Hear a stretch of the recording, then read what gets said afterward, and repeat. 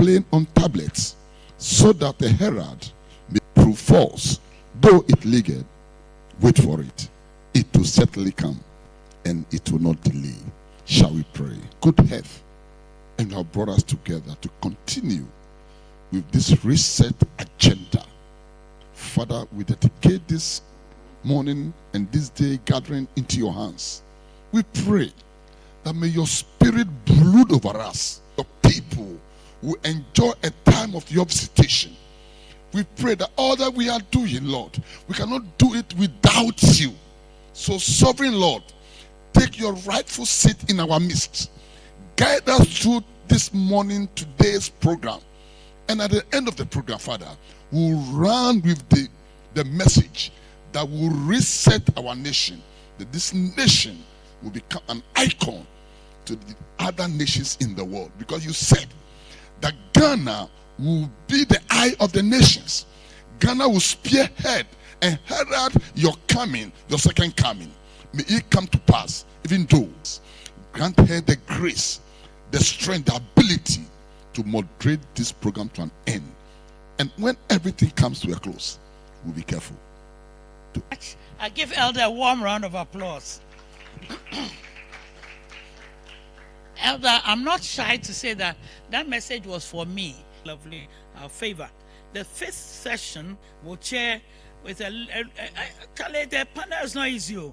Dr. Kwadwo Yeboah, Land Luspa, will be on it and will manage that panel.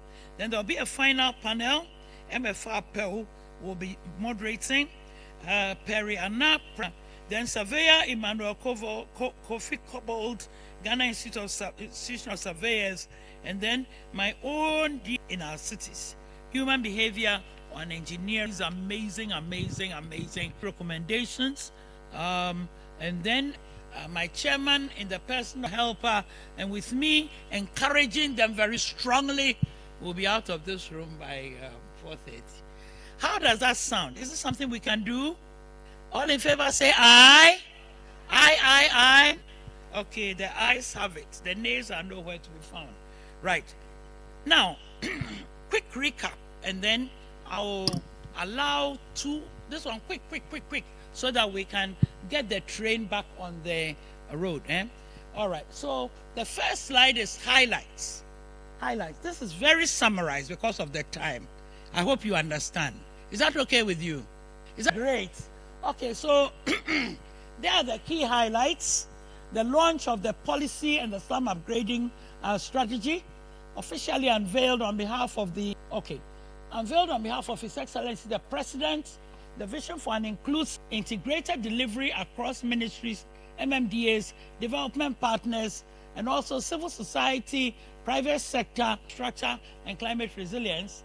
And then the SLUM upgrading, tackling slum growth through prevention, upgrading, and community engagement.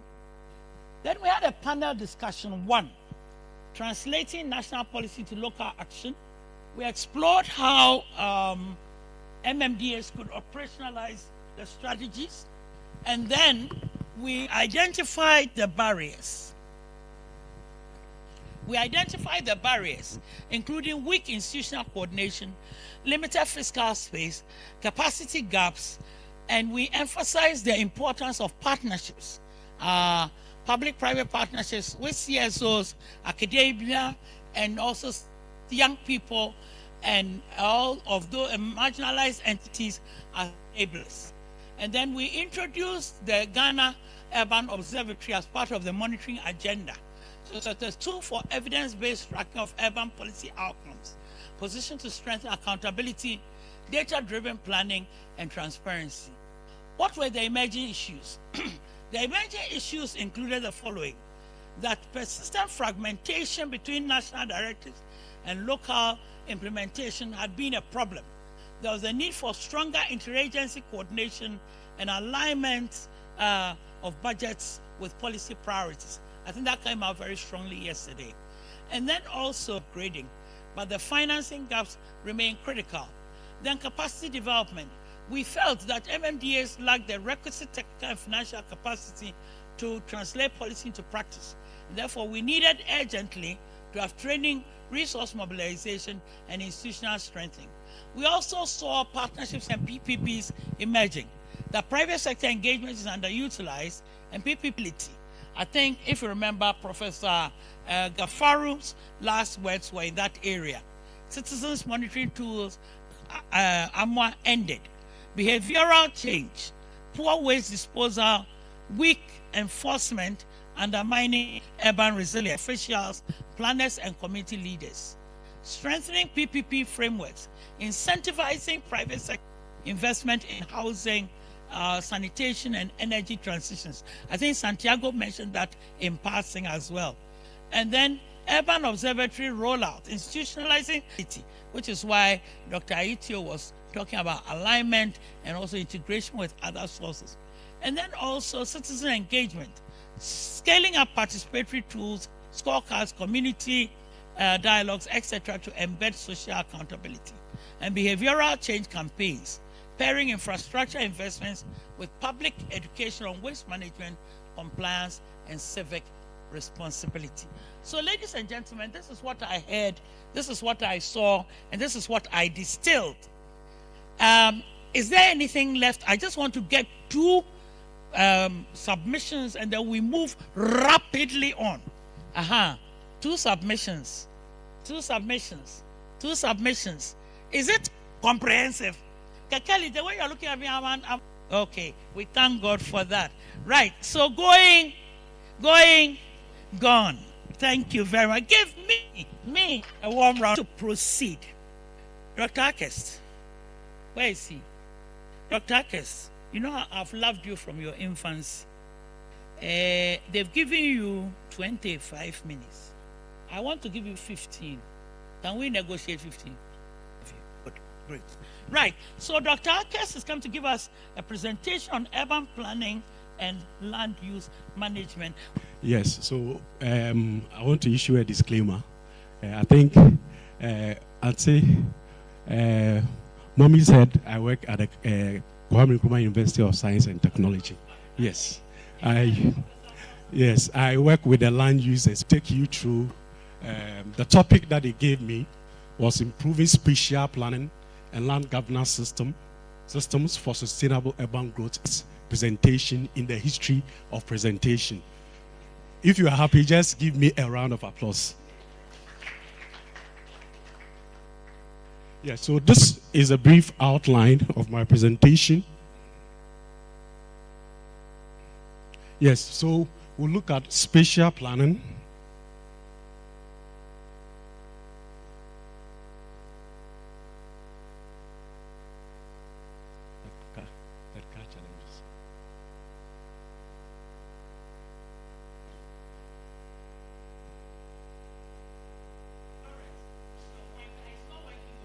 My pointer. Can you go to the outline? Yes, so we'll be looking at spatial planning and its justification in sustainable urban development. And after spatial planning and land governance, you have to look at what towns and cities have developed over the years. Then I will talk about the now. The three-tier spatial planning system, that is land governance and land use planning, because land is very critical in spatial planning. Then now we zoom into the strategies to improve spatial planning and land governance.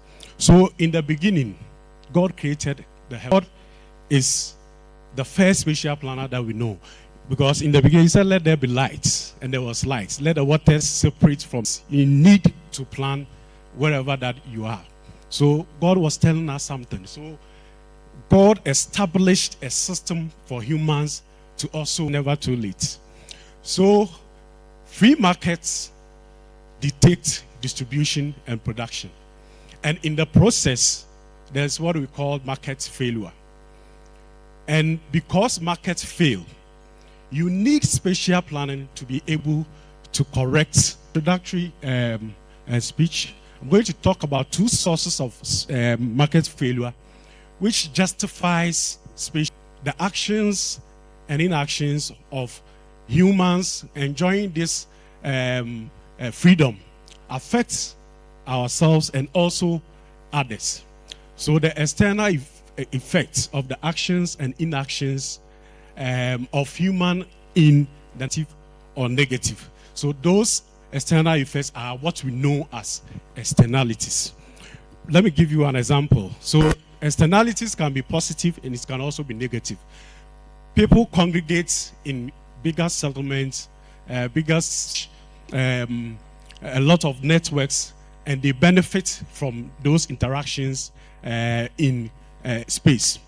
So that is positive externalities. And in the process of enjoying these benefits, they also produce what we know, which has health implications for humans. So now spatial planning to ensure that we have distribution, things are organized. Zoning comes in to ensure that there's compatibility of activities in space.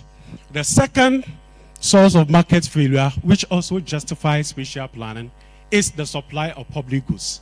Because markets fail, there are certain public and merit goods that the private market will not provide. One is the supply of open spaces, other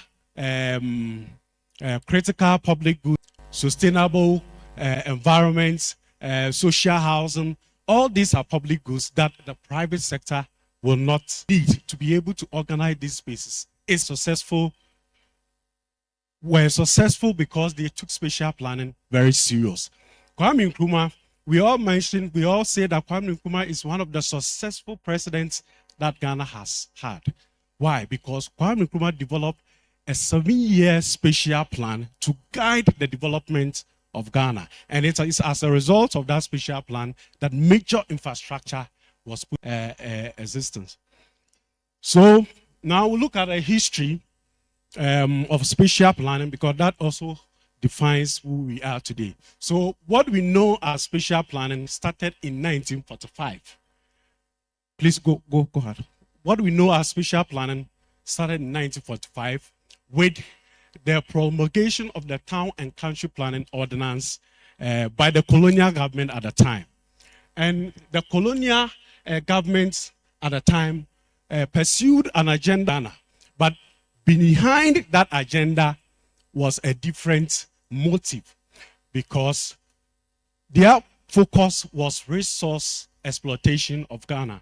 So the gold, they were exploiting our gold, our natural resources. So in this case, they used spatial planning as a form of exploitation. So areas where all these natural resources were, they developed the infrastructure in these areas. And as a result, they declared those areas as planning areas. So areas which were not declared as planning areas did not receive any form of planning. And that resulted in the social-spatial inequalities in Ghana. So during that time, areas like Cantonment, Sekendi, Takrady were developed. Takwa areas, because of the gold, were developed. So that became the provenance of our problem as a country, because the northern and the southern divide of Ghana now, in terms of infrastructure, in terms of economic opportunities, the old planning system could not deliver that. They went away, and also a new, please, the next slide, a new form of planning also came into being in 1994, the National Development Planning Systems Act. The intention was that you cannot do spatial planning where you will not talk about, or you will not look at the socio-economic and environmental dimensions of development. So this act was to help carry out socio-economic and environmental and also spatial planning. It's de-emphasized spatial planning, because at that time, government was focused on poverty alleviation, trying to come out with social programs to guide Ghanaians in terms of economic opportunities. So that also de-emphasized spatial planning for a very long period. So you see, the tradition of development planning was conceived as a standalone. So when you go to the district, spatial planning was also being done by the spatial planners without an integration of the socio-economic aspects of our development. So that neglect of spatial planning for a very long time, over 2025, developed. And in effect, next slide, government thought it wise that they need to institute a new spatial planning model to guide the development. Please, the next slide, to guide the development, because our current planning system did not respond to sustainable development pillars. Also, it had the colonial relics as part of its spatial planning system was put in place. And with the 3-tier spatial planning system at the top, we have what we call the spatial development framework. And the spatial development framework, what it does is that it now looks at the environmental, social, and economic dimensions of development. So all the sectors of the economy, we want to translate the plans of all the sectors in the economy into a spatial plan by looking at the spatial dimensions and implications of this sectorial plan. That is the SDF. And it can be prepared at the national, it can be prepared at the region. Now, a structure plan segments a town or a city into the broad land use zones. So when you enter a city, you know that the agricultural zone is also within this area. So the structure plan takes its inspiration from the spatial development framework. Then below that is the local plan. The local plan is what we know as the layout that helps the chiefs, the traditional authority, to be able to dispose of land, and helps the MMDAs to do their land administration and also management through permitting. So these economic plans were done differently from spatial plans. So the SDF and the structure plan now achieves some form of integration. The next slide. But over the years, the next slide. So over the years, I've faced several challenges as a result of the land administration system that we also have. So the nexus between land use planning and land administration is that in land use planning, the new specialization of the 3 levels of spatial plans that I've mentioned. And in the process, the stakeholder consultation is a very key of the land, is customary land. Then government owns 10%. And you go to several areas, there is litigation, there are issues with the land. How will land use planning take advantage of this competing interest in land? So what it means is that you will do a plan, in the end, it cannot be implemented because of this competing interest in land. So land use planning and land governance or land administration goes hand in hand. So if you have complexity, you have challenges within the land market, it also affects spatial planning. In consultation, there are litigation over for the land. So land administration and land governance and spatial planning goes hand in hand. If we are to a background, let's look at 4 minutes per. So the next slide. Yes. So the 3-tier spatial planning system, a decade of implementation since 2016, we've achieved a lot. They established the Land Use and Spatial Planning Authority at the national and region, and the authority is supposed to do the spatial planning aspects of the National Development Planning Commission. So their socio-economic plans, we now have to translate that into a spatial plan. And as a result, the NAC also put in place, we do their planning, there's revised zoning guidelines and challenges. However, the challenges of the old planning system is still persistent. Why? Because 19% of the districts in Ghana have SDF and structure plans. So the new system that was put in place to cure the challenges of the old system, 51 out of the 261 districts only have the SDFs and the structure plan. If you take Ghana, for example, the regions, we have 16 regions. Only 3 of the regions have the regional spatial development framework. So how then will you solve the issue of flooding and also disasters? Because you cannot solve the issue of flooding with a local plan. these are the challenges that we are also facing. There is poor development control and building weak development control at the local level. There is also failure to operationalize the land use and spatial planning fund. If you look at the plans set up, are not ready to invest in spatial planning. Please, the next slide. Now we come to the strategies to towards urban growth management and spatial planning and land governance. So the first one is that the SDFs and the strategy, the districts and the regions needs to prepare that, and that is very critical. Then also reclassification, again, the preparation of local plans for selected neighborhoods also emanating from the structure plans. So in terms of the 3-tier planning system, each level of plan must conform to the higher level of plan. Then we need to strengthen the spatial development plan, waste issues of flooding, issues of housing. You cannot, if you take Gamma for example, these issues cannot be handled sustainably by the districts. You need to create contiguous joint planning areas to be able to tackle the issue of next slide.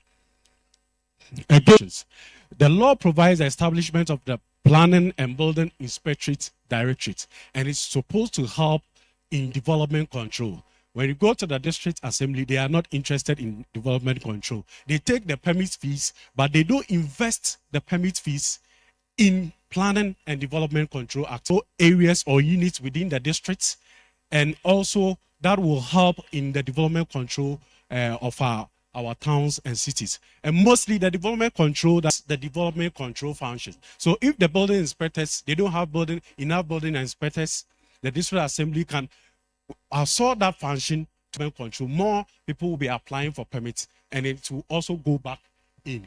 Again, as the law also provides the establishment of a public data room in district to ensure transparency in plan implementation, compliance, and development control. Most of the districts do not have this public data room. So this also needs to be highlighted. Then advertisement of spatial plans in towns and communities to engender citizen participation in plan implementation and development control. So the plan that has been approved, we should advertise it. Everybody knows that this space is an open space. This is a wetland. So it will help the community to also implement the plan whenever they see that anybody wetland. So that is also another strategy. The next and local plans to restrict unplanned development and urban expansion, identification, planning, and regeneration of blighted areas to promote compact spatial development and population redistribution. The Land Use and Spatial Planning Act also gives guidelines in declaring areas as blighted areas within our inner cities in the area of compact development, so that it can stop the urban sprawl within our towns and cities. Again, revision of inner spatial plans to encourage infilling, because everybody wants to stay in Accra. We should revisit a lot of the population to prevent people from moving outwards. Let's the next slide. 1 minute, I'm there. Yes. Then improving the interface with the land. If there is no local plan for that area, Lands Commission doesn't register your land for you. The chiefs will have to let the local authorities prepare a plan so that we can know what's your plans. They are supposed to submit it to the locations without evidence for that. Then integration of the commission so that they can have one common check whether a plan has been approved at a glance. They will be able to do that with a computer. The next slide. So again, yesterday the minister talked about even getting a land for affordable housing is a problem. We have a lot of government land, so the Lands Commission through the government should sponsor them to prepare on land guardism, and also outright criminalization talks about or looks at the issue of land gas and also the multiple sales of land by our chiefs and traditional leaders. Again, the turnaround time for land registration and development permitting. Land use planning has been able to achieve the turnaround time. When you apply for your permit, within 1 month, you are able to get it. But when it comes to land registration, it can take you 2 years. I'm doing business and all that. So that, the last one, the next slide. Leverage technology. So expand the use of geographic information system for planning and monitoring MMDAs and spatial analytics to support planning decisions. So in bringing my short presentation to a close, which I have done in 5 minutes, I have this quote from a great planner. He says, growth is inevitable and desirable, but destruction of the world is going to change. The question is how. So we all have a part to play in the sustainable development of our human settlement through. I am yet to experience further. Right. Thank you very much, Dr. Akes, for that intriguing submission. I'm going to open it up or maybe clarifications. Before I ask, are people from the assemblies here? I say you continue in that vein. Right. Okay. Who speaketh? 1, 2, 3. I can't see your face. That's what I'm saying, brown shirt. Yeah, number 2. Yes, number 3. Okay. Who's no? You are number 3. You are number 4. Okay. Right. Prof, start. One on the mic. Quick. Yeah, Prof. Yours.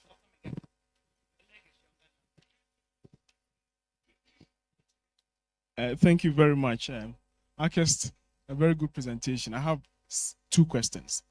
The first one is that you said about 19% of the MMDAs have their SDFs and their structure plans. I'm interested in how effectively these plans have guided spatial planning. And then in the phase of land commodification, how realistic is this? Thank you. Number 2 is the brown shirt. Yeah, who's helping me with it?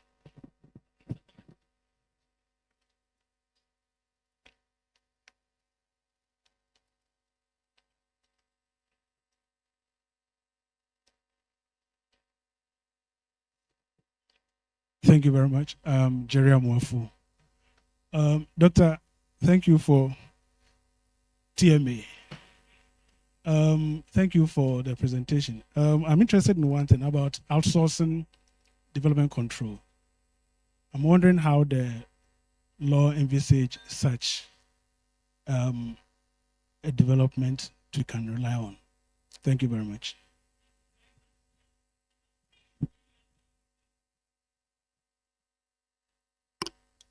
I'm Joyce Ekufo with the Commonwealth Local Government Forum. So I found the presentation to be more the political than.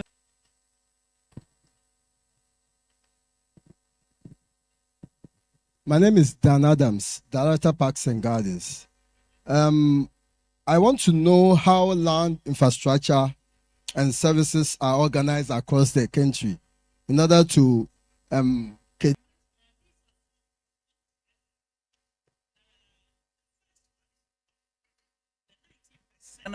so that perennial flooding, indeed, there's a whole panel on it, but he can take a bite of that question. Answer. I've been asked because view the plans.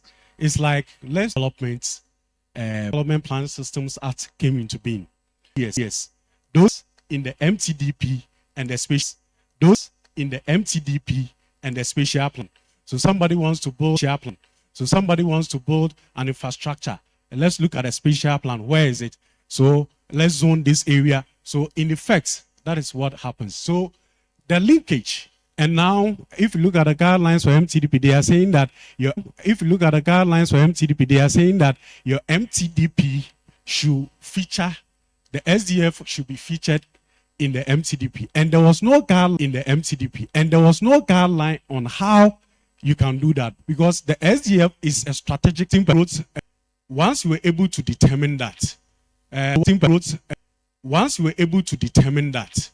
lower level plan, so around the land has lower level plan, so around the land has the estate development, it has stretched up to Chopoli. So it means that the plan, even though it has provided the strategic urban growth boundary, the lower level plans were supposed to now look at that and now come out with gammas.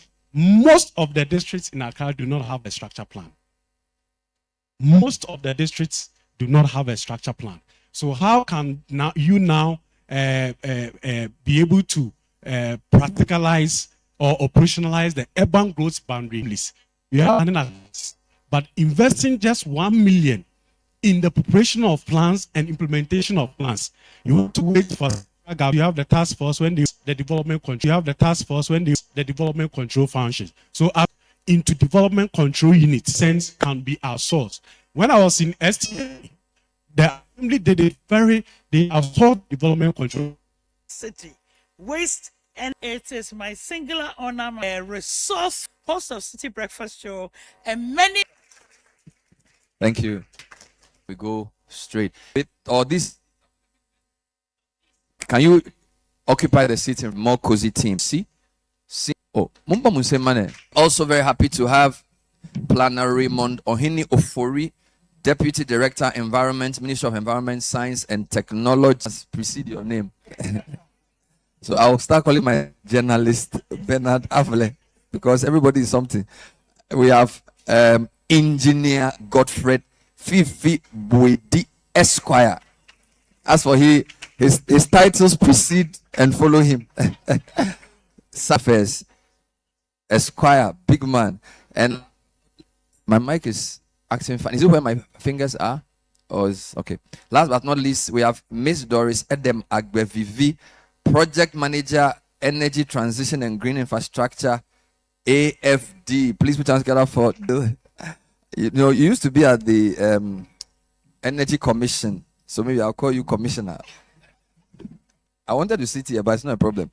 No, it's fine. What's the context for today? I don't know if you've been listening to radio yesterday. There was a video that the Bastard Boys put on Facebook, and the video was of Mahia Beach in Tema. I don't know if you saw it. Did you discuss it yesterday?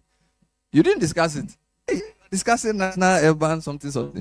So there was a video of a beachfront in Tema, Manhian, where these Bastard Boys are men drying fish on the floor next to refuse, and some people were doing open defecation close by the fish, and it caused a bit of outrage. And after a lot of noise, TMA and then FDA, I think the police, went to confiscate the fish, and then also they wanted to break up the place. Okay, so I just want you to know that all these things you are discussing here, whilst you are discussing, people are also doing things.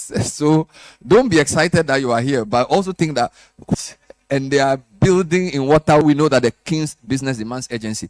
Number two, but we know that there's much more to a green city. So once we just want to be sure that we want a green 530, 40. Okay, give me like 4 components of a green city. 33, wonderful. Let's try the mics. Since you have, who is the engineer on the panel? No, you have 2 titles. What is a green city? Because you can't discuss how to pay for something you don't know what it means, right? So give us. Say that for me, a green city is a city that integrates both the built environment and the natural environment. So a lot more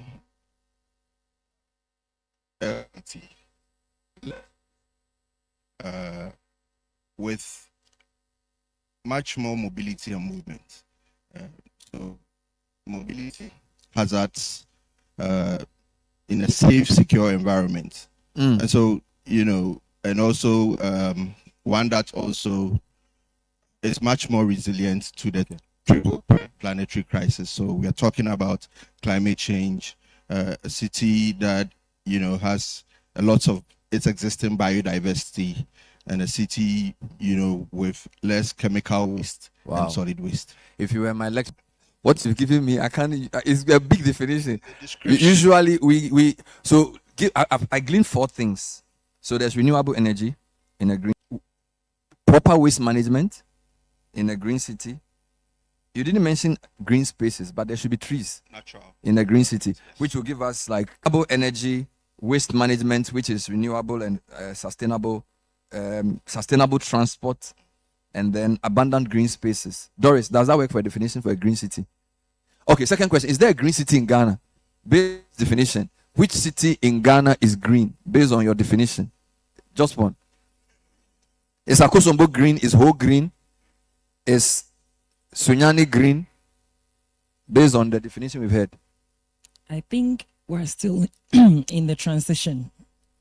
I think growing up, our cities were more greener than it is now. Okay. Yes. Calabar. In Nigeria, Calabar. Wonderful. This is Eastern Nigeria. Rwanda's capital, does it qualify? Does Kigali qualify as a green city? We are not sure. Doris, please give us sound. I think what we're trying to say here and what people are looking at is they're picking the green from the level of environmental exposure they see. Because when you take Kigali, you see lots of trees, you see lots of structures. What Iceland was done based on what Iceland was nominated as that green city in a way that the environment benefits. So they were using ration, then they were using look at all the structures. Then all the cities we are mentioning are green, may not necessarily be green. They may be green infrastructure that they need. The key infrastructure is determining that. I want to ask, what electricity that comes from energy? So green is not just having trees. It has specific systems that work together. So maybe Copenhagen is green as well. Yes, Copenhagen is green as well. So we need to know the basis. So to see that any city in Africa is green. Okay, fair enough. Okay, so fair enough. But I think we have 4 definitions. There's a certain renewable energy source. There is sustainable transportation. There's waste management, which is like well integrated. There's also enough green spaces. And then the carbon emissions are much lower. Okay, no problem at all. Because this is where we are in Ghana today, right? We are talking about putting open defecation on this near the beach. Should we be talking about green cities as an objective, an ideal, or should we deal with more simple issues of managing traffic first? Okay, so thank you, Bernard. From an engineering perspective, I'll look at 2 main metrics. Number 1, the level of circularity. Number 2, how it's aligned with nature-based solutions. And it has to be seen holistically in such a way that all the different aspects of the sector are complementing each other. Is this one on? Yeah, circularity. Yes. And nature-based solutions. And I think I may want to flip the question a bit. I think the question should be, how green is a city? All right. Because at every material point in time, you could have some of these elements playing out. Okay. But when they don't get to the point where it ultimately gives that aggregate picture, then we may be lost on asking whether or not a city is green. So maybe how green? If you pick every city, following the SDGs and some of the global commitment to regional commitment to even national commitment, I can tell you that many countries and cities are trying to go green. The level has to do with the mismatch between the global expectations as against the local realities. And so if you pick each of the SDG targets, for instance, there is only so much that a country can do at some point in time. So maybe how green. So I'll use that for the discussion going forward. We have 5 components of a green city to remind ourselves. You have, what do you call it? Renewable energy as 1. You have sustainable transport as 2. You have a certain type of waste management, which is circular and integrated. You have climate responsive infrastructure. And then you have green spaces. Let's use that 5. So let me start with Madam Jospon. Waste management. When we take waste management in our cities, all right, talk to me about what needs to happen for the green credentials of a city. What should be happening in waste management for us to say that when it comes to waste management, this city is on the path towards being green? I hope my question makes sense. Yeah. Yes, thank you. I believe the very first and basic to me is for us to recognize waste as a resource and not just something to be thrown away, dumped, and buried. So that perception, that mindset shifts. We need to recognize that once we see waste as a resource, it influences how well it is managed. Whether they are flats or not, our waste needs to be managed. And we need to first see that it is a combination of, let's say, individual fractions. Okay.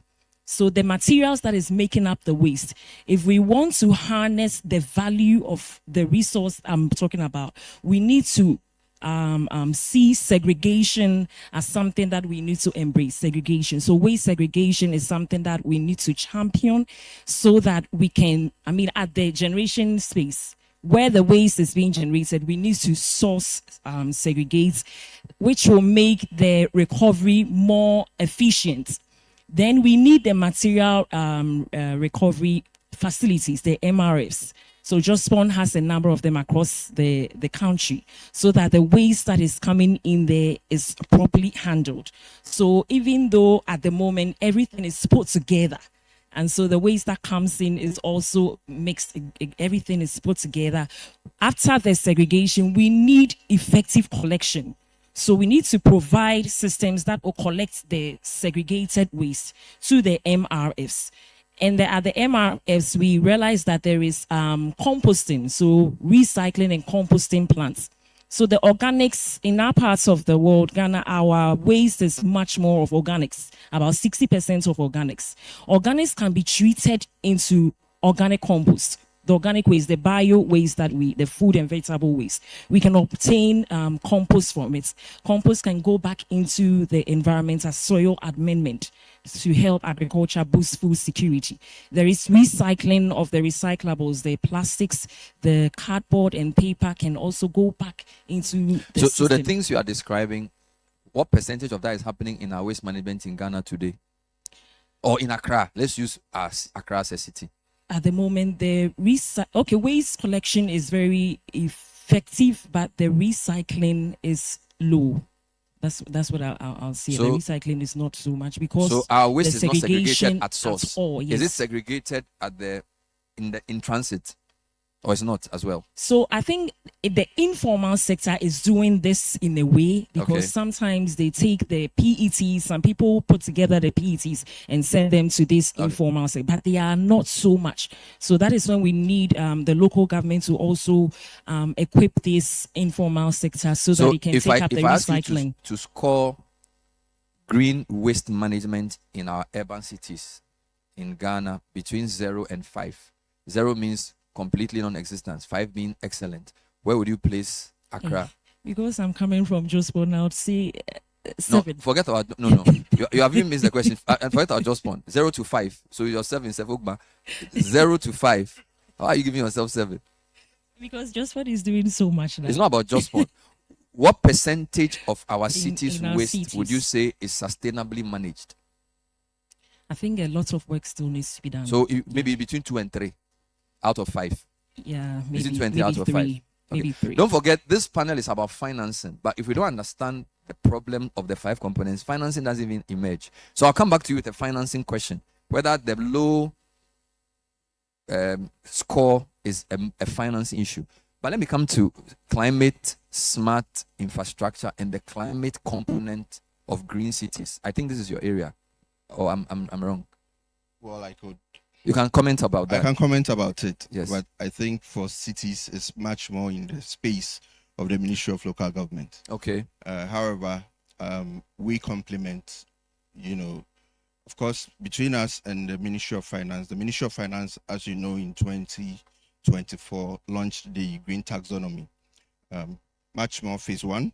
So phase 1, talking about what qualifies as green. Wonderful. And so that if the DFIs or the development finance institutions want to finance green infrastructure or any of these green energies or other green waste strategies, they could know what exactly in Ghana we mean by what is green.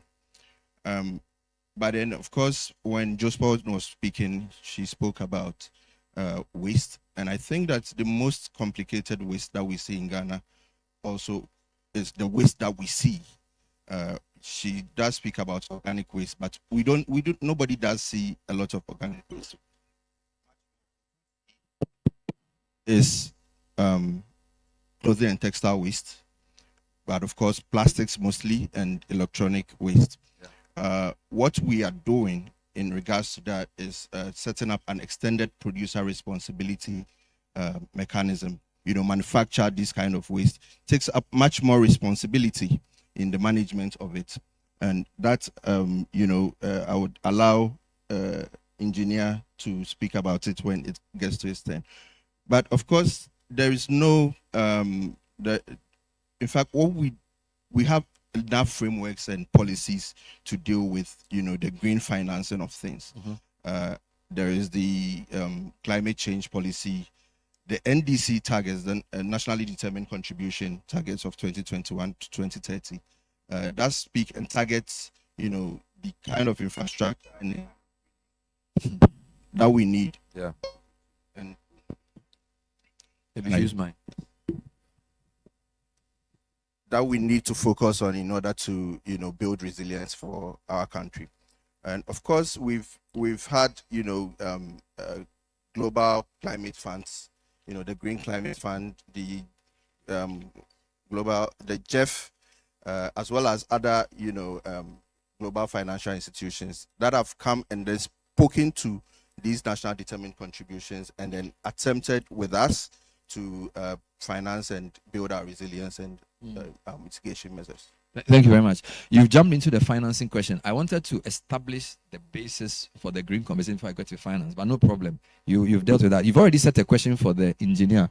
So please answer the question my co-panelists have set for you. I mean, I like it. They are helping me make the work easier. So, Engineer Esquire, you are the local government guy. We've given 5 components of greenness. She's spoken about waste management.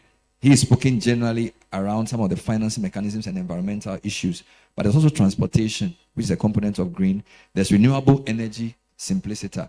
All right. So, any of them, which of them do you believe requires more work within our current setting? Okay, so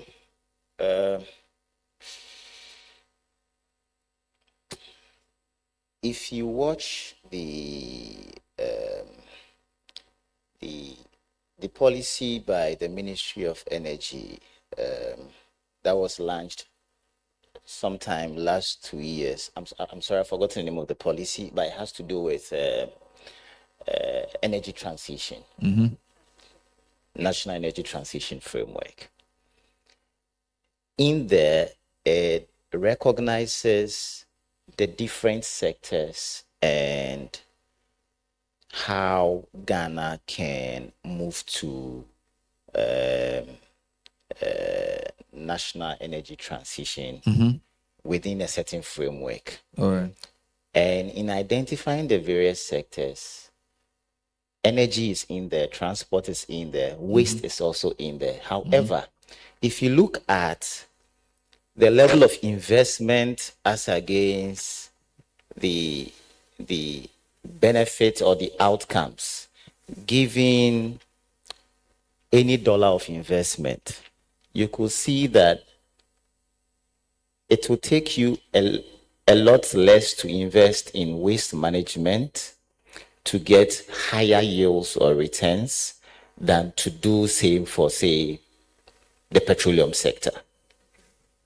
And so I mean, as a country, you may want to also prioritize where you do your investment and how you do your investment.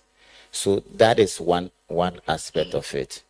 But going into the bigger picture, we have to look at it from what are the types of costs associated that we are looking at. You first have to look at it from a total life cycle cost. The total life cycle cost will give you 2 differential cost components. You have the service cost and then you have the infrastructure cost.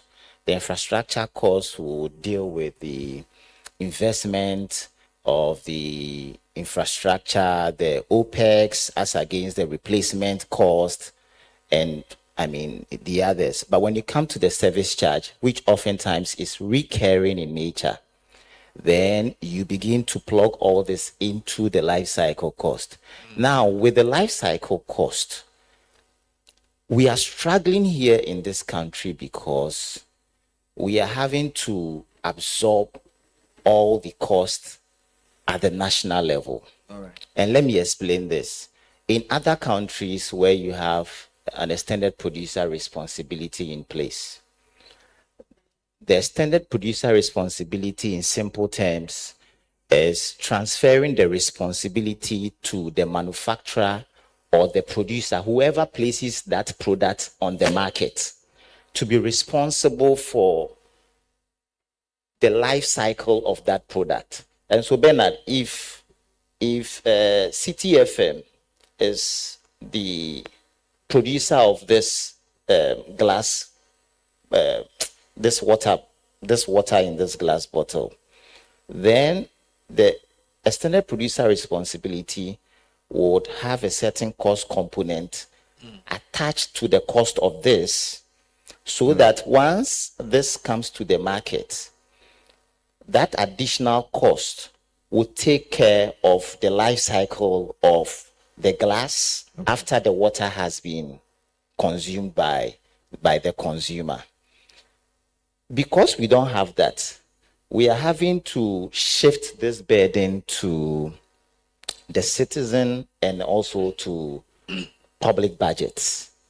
And so maybe when we move into the financing proper, I'm happy to. Wonderful, to thank you. explain. Doris, I want to ask you like 3 questions at the same time, because I think on this panel, you have the most connection to the 5 components.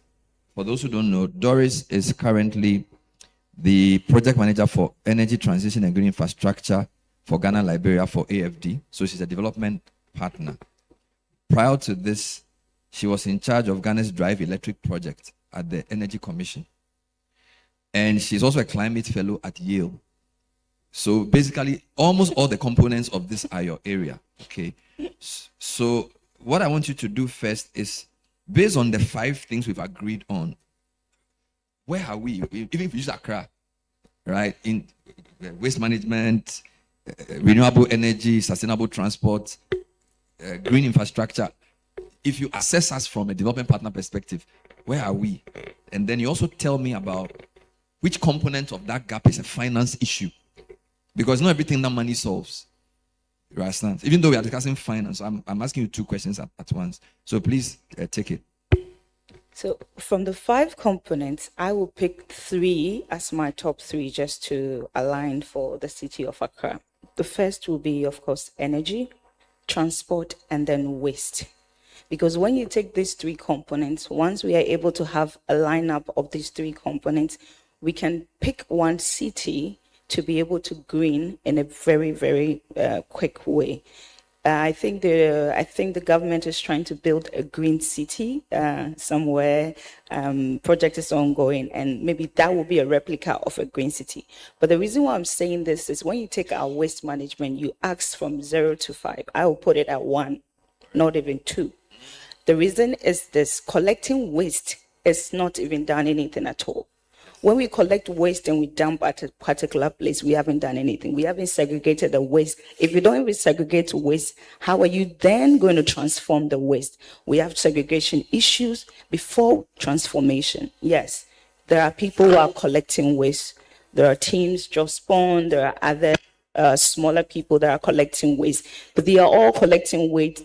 I mean, apart from Just Spawn, that's a company that is probably collecting it in a way. The rest are not collecting it with anything in mind. There's no plan of action. So whether we are collecting it and dumping it, then we have community collections, right? That is a problem, because whether we like it or not, the key of a green city is sustainability and recyclability.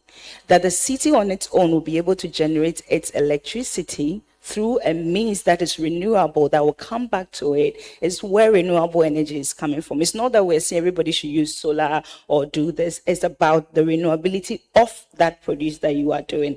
It's about mobility that is sustainable. So if we're saying we're using bikes, where are we going on the bike lanes? Do we have lanes for those bikes? If we're saying we're using electric vehicles, which I have propagated for so long and used myself, I'm saying, where then are we positioning our charging? What is feeding the charging? What electricity is going to feed that charging? What is the recyclability of the whole system? That's where we're coming from. And that's why when you pick, I'll put it at 1, even for cities. Favorites like Ebri, which I like because of the nature and the level at which, but even for those favorites, the waste management is a problem. The energy that's generated is a problem. How the city is structured in terms of mobility is a problem. So those I'll put at 1 or 2. So question 2, which I asked, just to repeat. So how much of this, our poor performance in these metrics, is a financing issue? And number 2, what type of financial mechanisms are available to bridge those gaps? I will say it, and I'll say it categorically, that DFI's financing is very catalytic. The reason is because the kind of financing that DFIs will give are usually huge, very patient capital that is very long term. So we can put 172 million on the ground and give you 30 years repayment and 5-year grace period, which you know that when you enter any market commercially, you're not going to have any commercial give you that. And so that's why mostly DFIs don't enter the private market. Once you enter the private market, you distort a country's financial ability. So DFIs are dealing with government. That is where government comes in. Government and government structured institutions like the other SOEs and agencies. But to say what level of the problem is financing, I will put it at a 50-50 mix in terms of the planning and then the financing. Because you don't just go to a finance person to give you money when you don't have a plan of action for the money. In simple terms, we will call it, give us bankable project, give us credible projects, give us project that, but it's about bankability of whatever you want to do. So if the plans are in place, and it's not just plans that we write down without any feasibility studies that are associated with the plans. It's not just plans just to say that we have plans. Ghana has a plan on this, Ghana has a plan on that. It's about the plans that can generate projects that are ready to be financed by a partner. Because when you bring financing into it, we are trying to say, how is it feasible for me to finance? So Bernard, if you take one project, we want to do waste management in Ghana. You have to be able to see the project from its milestones. That will actually also push financing to you, because there are some finance that can be targeted at the early stage, the middle stage, for government to finance, and even for the citizen. I can say at the beginning stage, we can go for grant funding for technical assistance to do pre-feasibility studies. In-depth, I'm not talking about the kind of feasibility, I'm talking about in-depth feasibility studies that could take up to $2 million to do, right? That could be grant, and that's free, but that gives you a pure structure of how you want to do that waste to energy structure. Then in the middle, you have the infrastructure that you want to build. That infrastructure is heavy infrastructure. We're talking about between 100 million to 1 billion, right? That you want to use to finance such. Who will give you that? That's where DFIs come in for catalytic funding, mainly to government, because government is going to finance public goods, which you are not going to have the private sector financing. Then we now have the private sector coming in for the part of the produce that can generate money. So the part where you are doing the waste to energy, and the energy that you are generating, you can sell it and we get money. Private sector funds that part. So there are milestone fundings that the project have to have holistically before probably even a private citizen comes in and you're paying for tolls, and because your tolls are not money, they are really chicken change, and that is really going just to sustain it. So it depends on how you want to see the project and drive it out in a very strategic and sustainable way. Doris, thank you. Please put your hands together for the panel. I think it's wonderful. Doris, what I'm hearing you say is that there is money available from development partners, development finance institutions. If a country has a strategy and a plan, the money can meet it. So it's not about lack of money. It's about lack of strategy and lack of bankability. Okay, so let me ask the two government people on the panel. What framework do we have a greening cities framework? Bernard, if you could help me before you ask, government currently, we have a fiscal constraint. Okay. So mostly for the government directly at the moment, taking sovereign Yeah, loans yeah. is a bit on Yes, a hold. yes. But on the non-sovereign loan to government actors, which all these institutions are government actors, There's money available. they are, of they course, are, because they are of viable. our debt situation, Yes. as things improve. Thank you for Yes. reminding me of that. Thank you. So, Engineer Godfred and then Planner Ohini Ofori, I just want to know, is there a framework we are using? Yeah, you understand? You are not the minister. I just want to know, when we talk about greening Ghana, beyond the tree planting they do, is there like a green cities strategy or document or policy for which I can go to AFD and say, under this policy, we need to fund urban mobility and we need 30 million euros? Is there anything like that? So, yeah. Yes. So, yes, of course. We do have, it's not a lack of paper. We do have several, policies, frameworks. I spoke about the climate change policy. There's also the adaptation plan strategy, which we develop. And additionally, I did earlier on speak about the green finance taxonomy that has been developed. The Securities and Exchange Commission also has a 2014 guideline on, greening bonds, green bonds. Okay. And so putting all of these they are together, not, all these things are not together, they are disparate. They are not in one singular pipeline, of course, and they are different. Would it be necessary to consolidate that into some national strategy? In 2025, when we updated the Environmental Protection Agency, now authority, we put the Carbon Markets Office as part, and then we consolidated all climate change under that. So there's a Carbon Markets Office yes, at the EPA, at the now Environmental Protection Authority. Okay. And so we hope to build all pipelines, according to greening or climate resilience and mitigation and adaptation under the EPA. So if you go to here today and then you have a clear strategy, they can assist you. Yeah, but EPA doesn't seem to be the right place from where, because you're talking about a strategy to build a city's green infrastructure. EPA is an enforcement regulator and that kind of thing. So I don't know how they can own such a strategy. Maybe they can impose some fines for people for doing something wrong. But I thought it was strategy to green a city. How can EPA do that? Right. So EPA would assist you to build the framework around green. And in fact, EPA has acquired land, in order to build a green city, which was in the past. EPA wants to build a city now. No. Have they finished managing the city that they have regulated in the city that they are in? The EPA are not the city managers. EPA. No, the EPA wants to build a city. This is a serious issue. We have to. How does EPA build a city? EPA. How? EPA are regulators. Uh-huh. The city managers are here, the MMDAs. They have the responsibility to develop our cities. But EPA as a national agency has a regulatory performance, to perform. So EPA with the Carbon Markets Office and together with the ministry as the main policy head, says that, okay, these are the strategies that have been developed by different agencies or different ministries. For instance, the Ministry of Lands and Natural Resources has, built a blue carbon assessment.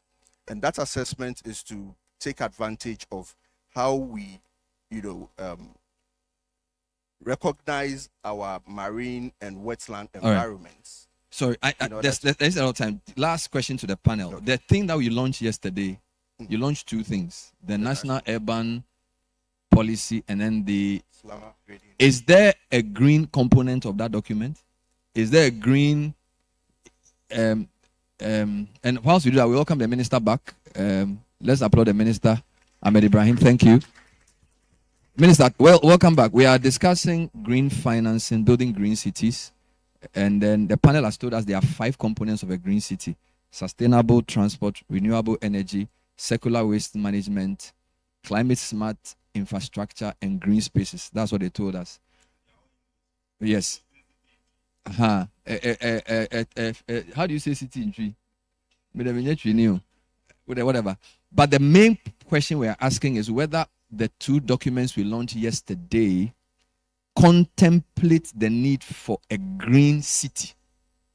I was just handed the document, I haven't read it. So, Auntie Esther, can you help us? Is there a green component in that national director planner Pasa? Is there any part of what was launched yesterday that thinks or talks about green cities? Where is Director Pasa? Please give him the mic. Come for the mic. Since you've come with the minister, you have to face the music squarely. Kofi Kakeli Amejuru. No, there's a whole chapter on climate change. A whole chapter on what? Climate change and resilient cities. Wonderful. And clearly, the paradigm has shifted from normal cities, and cities must be resilient. Wonderful. And when you use the word resilient, which is one of the major strategies or objectives of the policy, it says that economically, in terms of sustainability, everything must be resilient. Some cities die when there's a rainfall. Some cities wake up the next day or 2 hours. I gave an example of Baku. Me and Honorable Minister and Chief Director, we were in Baku for a World Urban Forum. Everywhere was flooded. This is Azerbaijan. Azerbaijan. Okay. Already have 300 parks. Okay. In Baku alone. Okay. So learning from the conversation we've had right now, it's not about tree planting. Of course. No, it's about green moved away from there. No. Actually, the question I wanted to know from you was, what does the strategy documents say about? Where are we going with it? So what's the plan for the next 5 years? I think that the policy now launched in deep diving into the policy. It has a whole chapter on climate change and resilient cities. That's emphasized. Okay. So what the districts must think of is now moving away from built and go to the new town concepts, because sometimes you dwell on things that have already been built. So we should the new town concepts. Where are our new cities that can be built around our places that we can do in situ upgrading, or where there are issues that we don't, because they always complain we don't have land, but there can be cities around. And we are conscious of this policy framework that is guiding that city development. And I know the president talked about the new town concept already. So, and the policy also identifies the financing gap. Yes, there's a whole the strategy talks about the financing gap. All right, because we know that currently our fiscal regime, the sovereign doesn't have as much space to borrow, which is why we brought Doris on the platform to tell us where else can we find money to do this type of thing. There's a financing mechanisms in the policy. In the policy. Yeah. All right. So maybe we should all go and read the policy and come back. It's part of the policy formulation, so he wants to add on. Yes, please do. No, so of course the SLUM upgrading and prevention strategy does have a financing budget, about 50.7 billion Ghana cedis, and it needs to be phased. It talks about the phasing of it, and in fact in the strategy as well, it has also a resilience TA.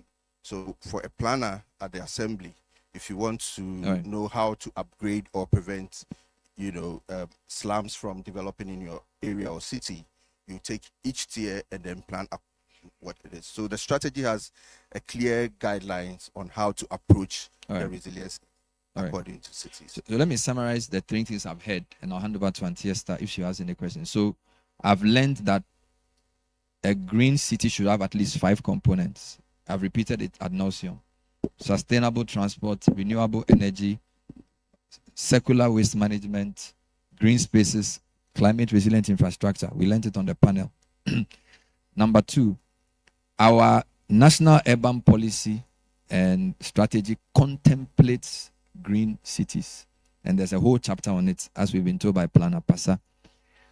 3, there's development finance available from Doris and others, AFD and others. The challenge is whether our fiscal space allows us to match those funds. The panel didn't do too much in discussing the finance, but I'm not worried, because we have to understand the problem before we even think about financing it. So for me, I'm happy I've understood the problem well and that there's money available in certain places. So I'm going to hand over to Auntie Esther to...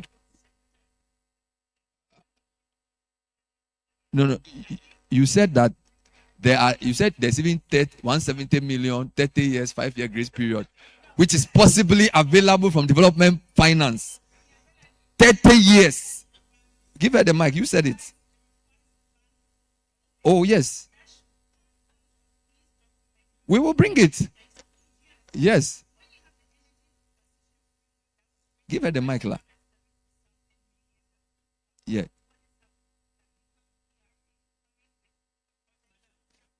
We have understood you. I'm not misquoting you. Like, we are just saying that. No. I'm saying, no, we understand you. We are saying that if we have bankable projects and the right matching funds, it's not for lack of money. So we understand you. We understand you, Kra. So, Auntie Esther, the big men have come back. So I want you to take the mic. Good. All of this. What's the role of private sector in all of this? Honestly, the only thing I heard was from Jospon. Forgive me. I'm growing old, so I work with associated learning. So, Gloria. I think that everybody knows that Jospon Group has done reasonably well in waste management. I think they can do much better. They can do much more with government support and the right financing. Maybe you want to qualify that, but that's what I heard from you, that you are doing your best. You have the waste transition centers, waste transfer centers, but she shouldn't say anything. Okay. So what I've been told is that private sector come up with good partnerships, support government, will do a good job. Auntie Esther, am I done? Put your hands together for our rapporteur and facilitator. Thank you. Well done. Thank you so much. And this is so exciting. And I mean, my time has spiraled out of control, but I could give a whole day to this discussion. You guys are solid. I'm delighted. I'm grateful. And I hope that we'll have an opportunity to have a bigger discussion on this. Thank you very much. I want to give the last word to the minister to goodbye you properly from this podium. Minister, you're welcome. This is your podium. This is your... Yes, you have to remain there until Auntie Esther discharges you. Thank you, Mama Esther. Clearly, once again, I must apologize for coming late. And today it was Russian ambassador. You know, the minister is multitasking. I needed to meet him on seeing issues like this before coming. And I thought it would be 30 minutes. He ended up, the conversation was so sweet that he ended up making it 1 hour. Thank you very much for the presentation. And Esther, after this, we will need all the pieces and the presentations together. But one concerning the green cities are built not only by government, but government must enforce government policies. We all travel. Yesterday I came late because I was in the US.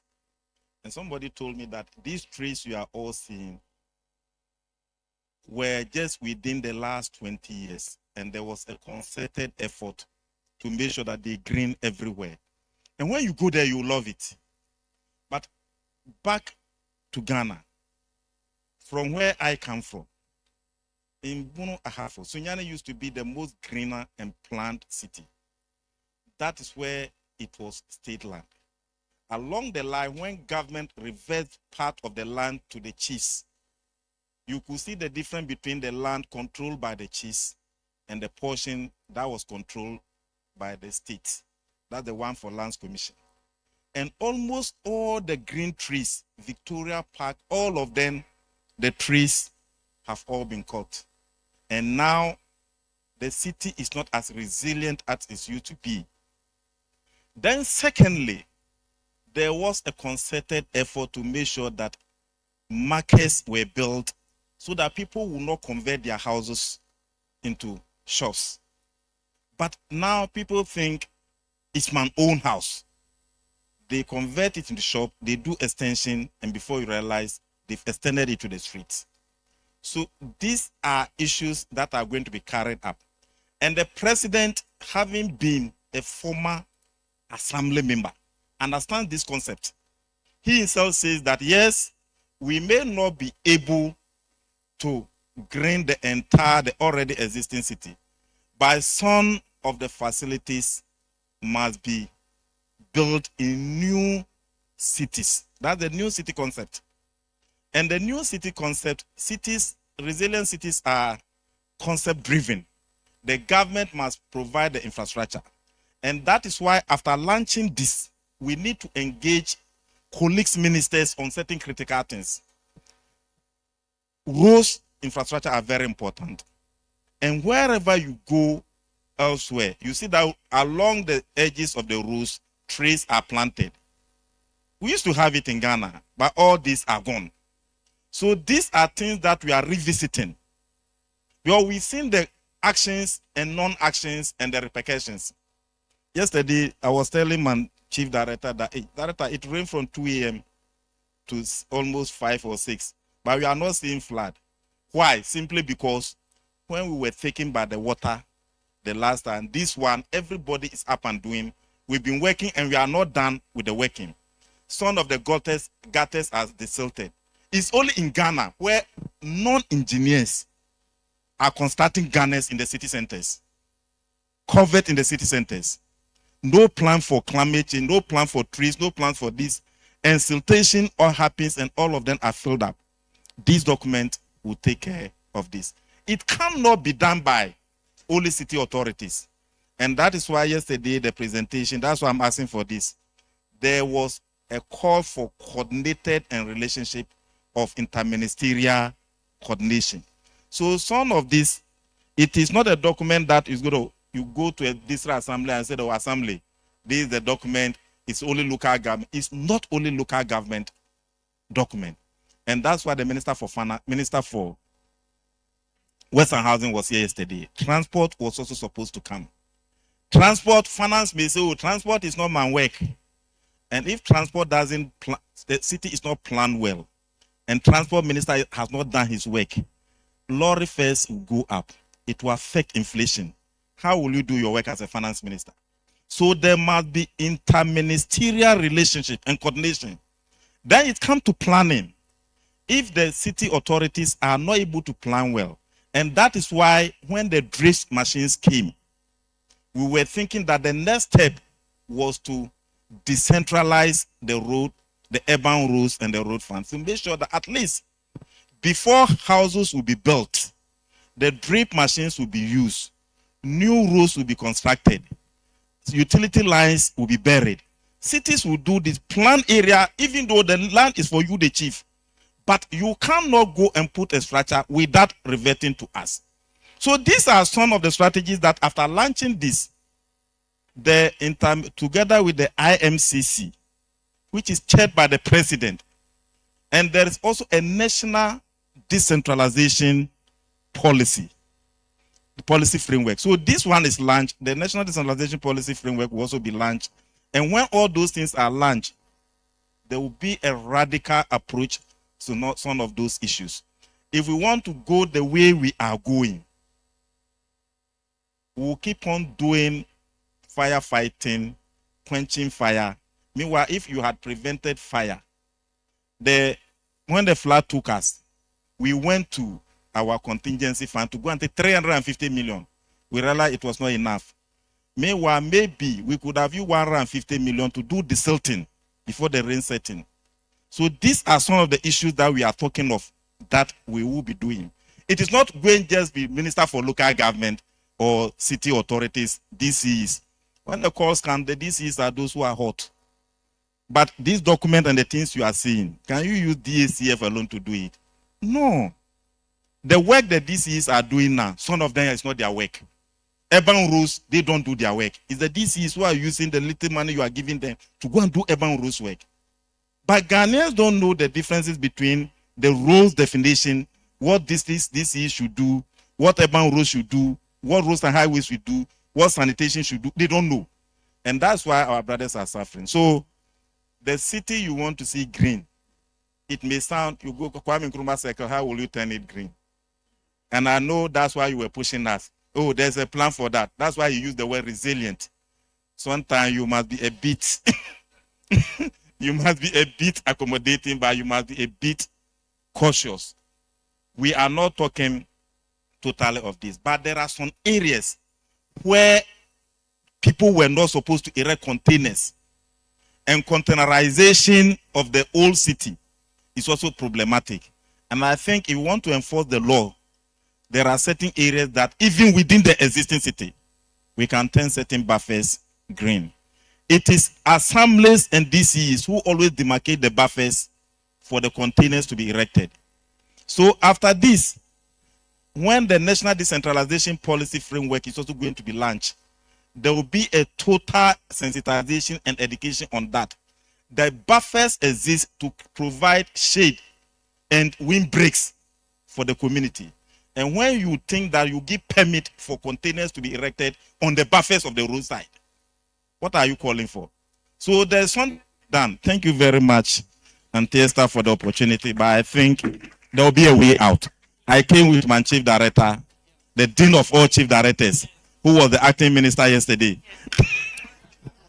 Thank you very much, Honorable Minister. Thank you for those remarks, insightful remarks. I think I owe Dr. Akest an apology, but I'll do it in private. Right. So, folks, you've done well. Move. Bye. Great. Thank you. Bye-bye. Get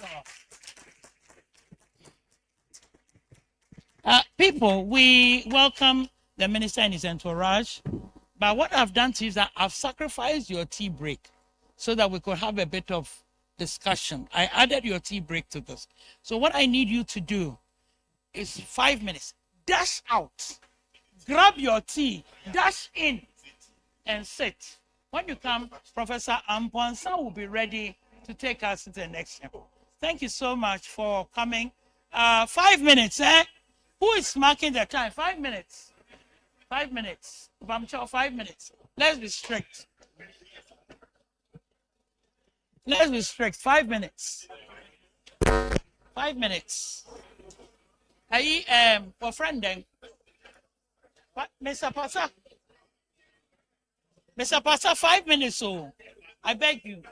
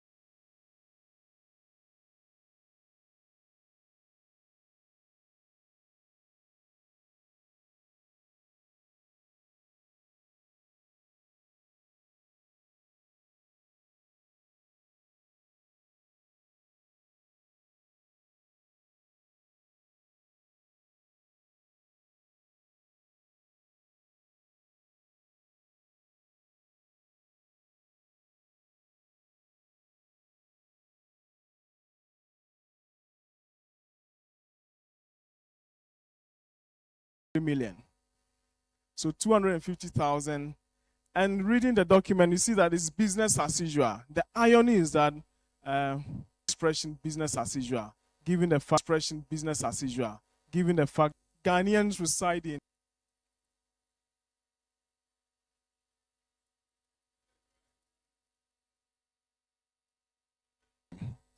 these informal settlements and slums manifest in three ways, which we already know.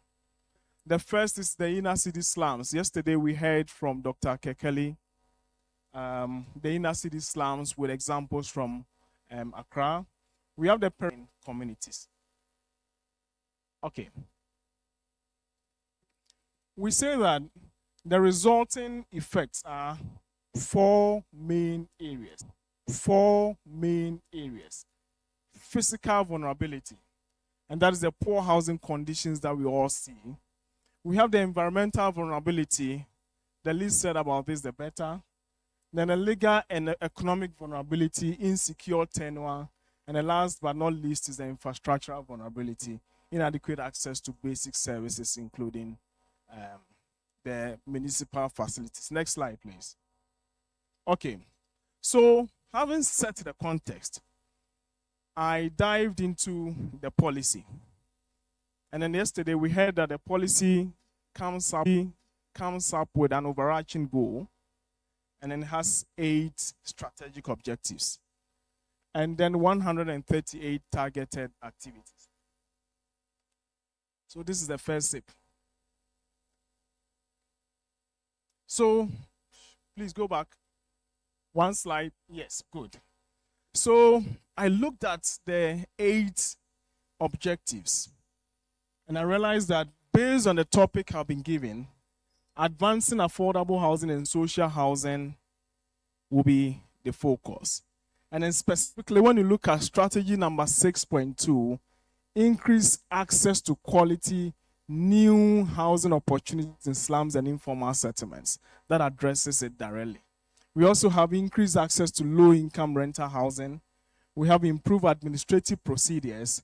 And the last but not least is facilitate participation of non-state actors in the housing market. Next slide, please. I said, okay, if I'm focusing on objective number 6, can I do justice to the topic by saying that it connects to the other objectives? So I said, let me do a mind mapping and then see if indeed, at the end of the day, I will say that if we focus on affordable housing and housing affordability, we will in a way be connected to the other objectives. So I said, first, 0.2, which is land use planning. When we talk about housing, sometimes I hear quality housing, adequate housing. I smile because housing does not need any qualifier.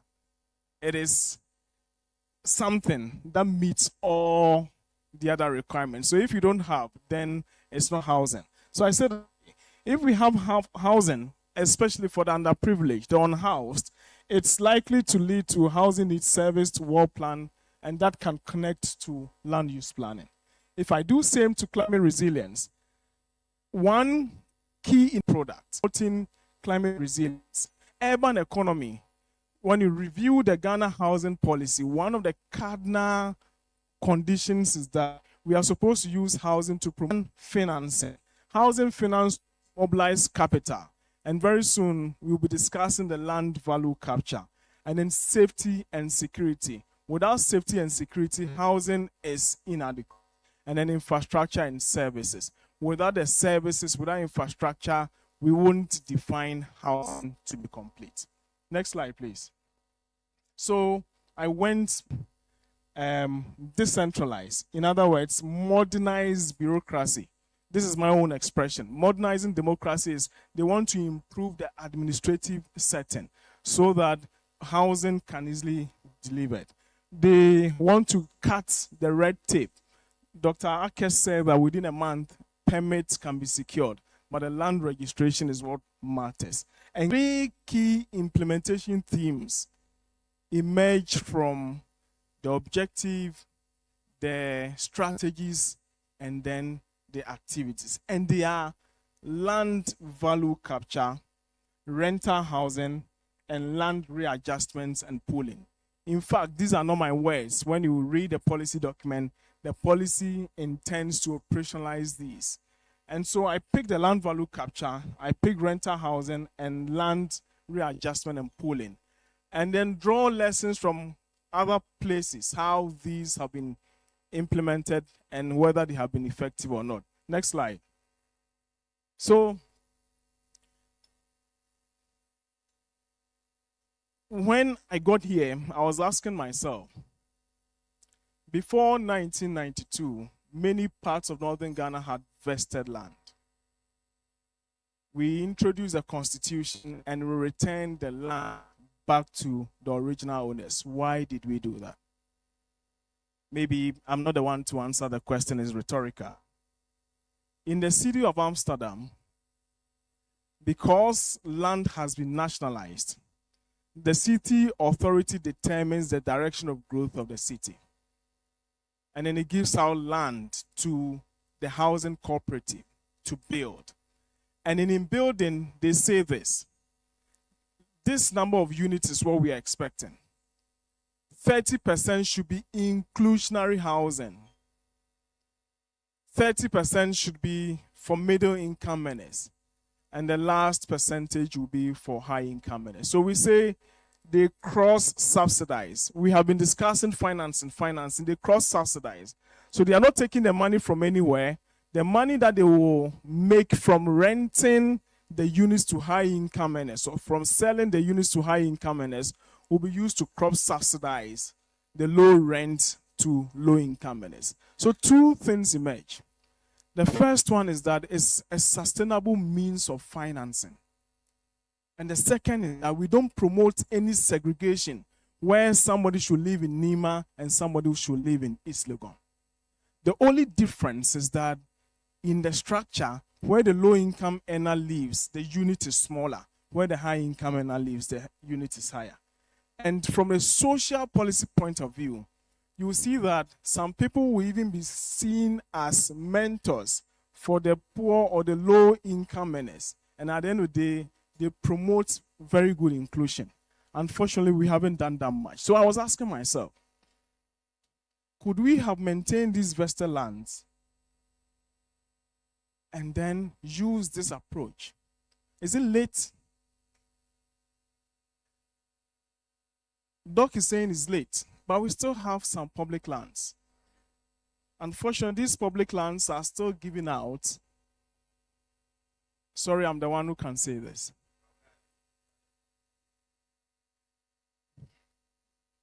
So, for example, let's look at where my comfort zone, Kumasi Dinyame. I hope the KMA boss is here. So the argument was that we have one government bungalow occupying an acre of land. And that is not space economy. That's not land economy, which is very good. Now, what do we do? Before we say Jack, private entities have acquired these. And sometimes we are hearing aura. I don't want to lend credence to that because I'm not going to do politics. But we hear that some people don't want their names to even be mentioned. They go back because the values were not even correct. I thought that this was a fine opportunity to replan Kumasi, decentralize their doom. Okay. And then again, if government, these are prime lands, cantonments, prime land.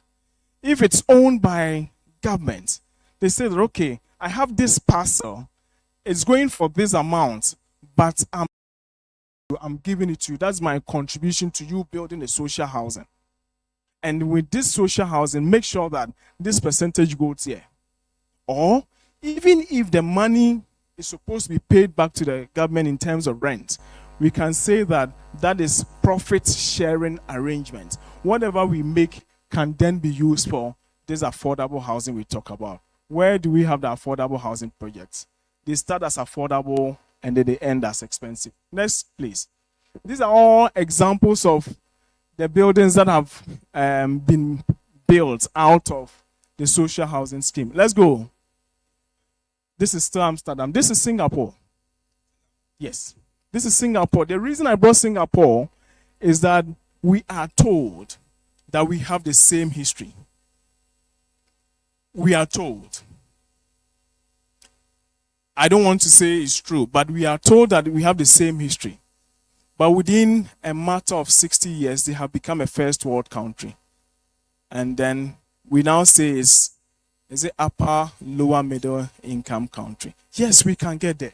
But this is the idea. The idea is that they spent, instead of we giving out our vested lands back to the traditional authority, they rather spent 30 years nationalizing their lands gradually, not total nationalization, gradually. And they say, for example, Honorable, this is your land.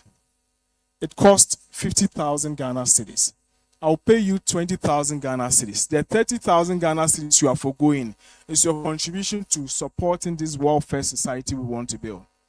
And this money that has been saved is used to indeed build the infrastructure. So people see what is happening. Our contribution is leading to the skyscrapers, leading to housing.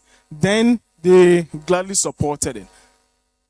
The caveat here is that they had a system of governance which is democratic, but still one party. So if you want to fight and become the president, you fight within the party. So we had Lee Kuan, who was the president from the 1960s through to the 1990s, and he was able to transform this. Can we do that in our republic? Multi-party democracy, but I have argued this way. Please forgive me. I'm sure I enjoy immunity. I've argued this way. We are supposed to move away from party manifestos directing what we do to having a national plan, and then the parties would then prepare their manifestos based on the national plan. In other words, they say that this is how we want to take you to where you want to go, so that there could be continuity. Otherwise, this directive state principle every 2 years, with the assumption of office of government, is supposed to communicate his vision to NDPC, it will lead to discontinuity. Please, let's move on. Okay, so 6 main points here. Betterments, levies, and charges. This is not alien to Ghana because the Land Use and Spatial Planning Authority, the ILI, makes provisions for betterment charges. We have constructed a road. The road improves the value of the property adjoining it. Who is the one benefiting from the unearned increment in the value of the property? It is the landowner. Can't we have mechanisms to take part or all of the unearned increment in there? And this appears to be theoretical, but our LI makes provisions for this. The World Bank supported, when they were doing the KUMAP, they supported KNUST to undertake a study, appraise the land values along the corridor. And then the idea was to see how the land value capture instruments can be administered. Can we do this? If we do this, it becomes a way of getting part of the investments we have made, and then we can say we invest in housing. Public land leasing, this is pretty self-explanatory. Inclusionary zoning, this is the Dutch example I was saying, that if I give you this parcel of land, you are building this high-rise building, we need 100 units. Make sure that you have units dedicated to low-income earners and middle-income earners. We have tax. 10 minutes. Hey. Next. Okay, so I will protest slightly, and the protest is that if we are supposed to start at 9 and we start at 10. All right, I reserve the protest. Okay, but the condition is this. We need clear land records. Valuation capacity must be built and strengthened. Assemblies are not able to do this very well because they have to rely on lands commission. And they are not able to pay. legal and regulatory backing, which you already have, and then transparent and earmarked funds. That is very important. We are supposed to ring fence the fund. Without these foundations, value capture charge goes uncollected and housing goes unfinanced. Let's go. From law to practice, this is just re-echoing what I've said. We have the LI 2384 making provisions for the implementation of betterment charges. And betterment charges are part of the land value capture instruments. Let's ring fence, otherwise it will get missing in the consolidated accounts and is used for building capacity, evaluation, and then pilot. We wouldn't want to say, let's do it generally, but are there places we can pilot? And we almost began piloting in Kumasi, but the project was suspended. Next. So rental housing. Here, what I would say is that many of us live in our own housing units. But research indicates that where people don't live in the owner-occupier, there is labor mobility. So, for example, you are living in your own house in Accra, you are transferred to Volta region, it becomes very difficult for you to go. But if you are renting in Accra and then you are transferred to Volta region and you can easily go there. It's so in the period where the global credit crunch hit, many European countries had more than 60% owner-occupier were not doing very well. The ones that were doing rental were doing well. So I have always said that there are some people who are better off renting than going to build their small, lower density housing units at the periphery, and it's leading to sprawl. Those of you who know Tamale, the next time you are in Tamale, look at financing renter. So I say renter income, sinking and reserve funds, service charges, and government please. The policy under upgrading says update and implement slums, update and mapping slums through to the last one. But let's go to what I flagged out. Next. Okay, so two things. Undertake land pooling and land readjustments, and then faith-based organizations to support. Next, please. So land pooling. Take that again. Yeah, faith-based organizations and other CSOs to support.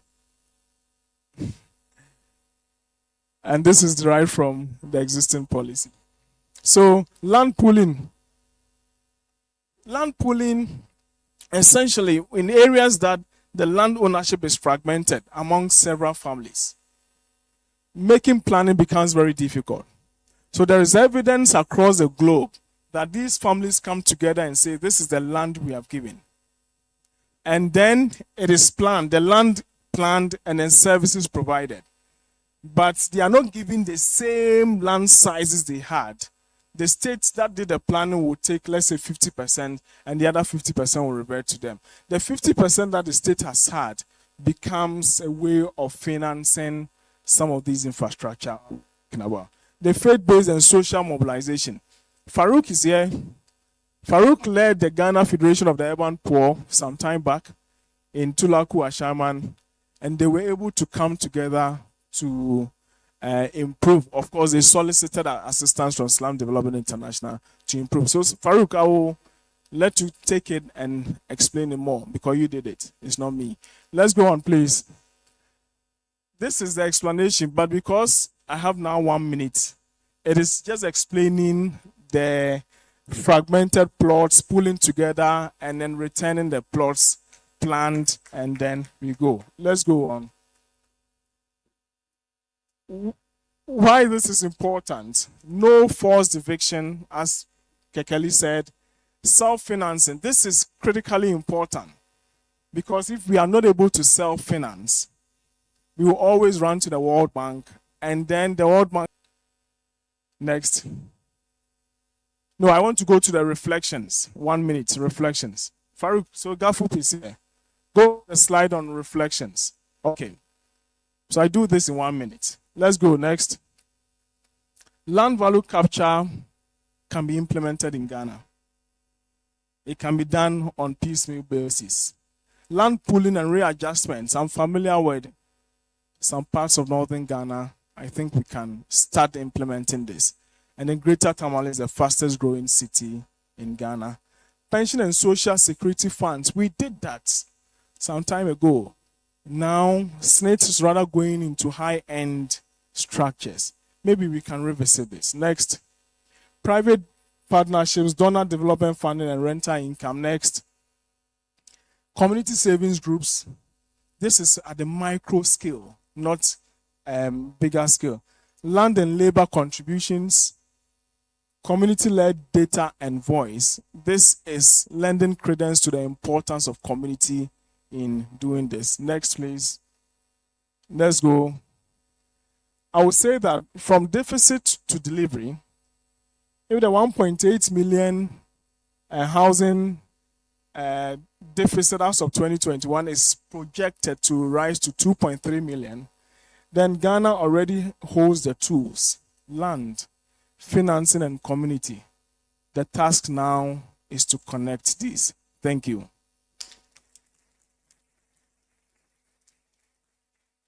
So, I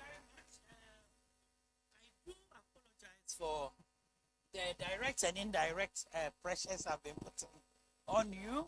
And I want to, again, a very exciting presentation on all of this. Very, very, very exciting. I can only compensate by saying that the presentation will be available to you to digest at your leisure, so that if there are ideas you want to pick up, that's fine.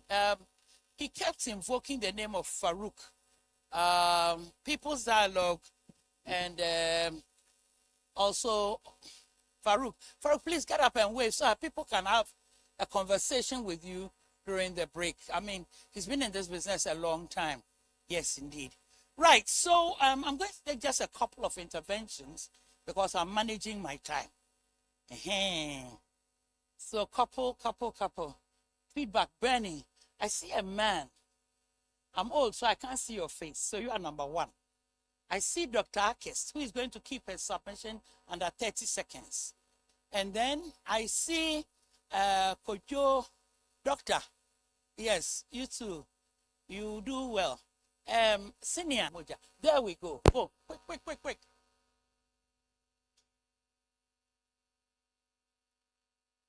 Elder, I see you look worried. I see you look worried. We Presbyterians, we sing a hymn called Christo Moja Netrene and Nonimintama and Mashi. So to keep myself functioning and effective, that blood is my Mintama and Mashi. There we go. Thank you very much. So my name is Hope Boyagba from the Lands Commission. Yep. So there's a stray bullet which I want to. Yeah, from the presentation, he made mention of the fact that during Dr. Akes's submission, he said permit can be granted within a month. Okay, can be given within a month, but the registration of land is the problem. I want to state here categorically that we Lands Commission have been butchered for far too long.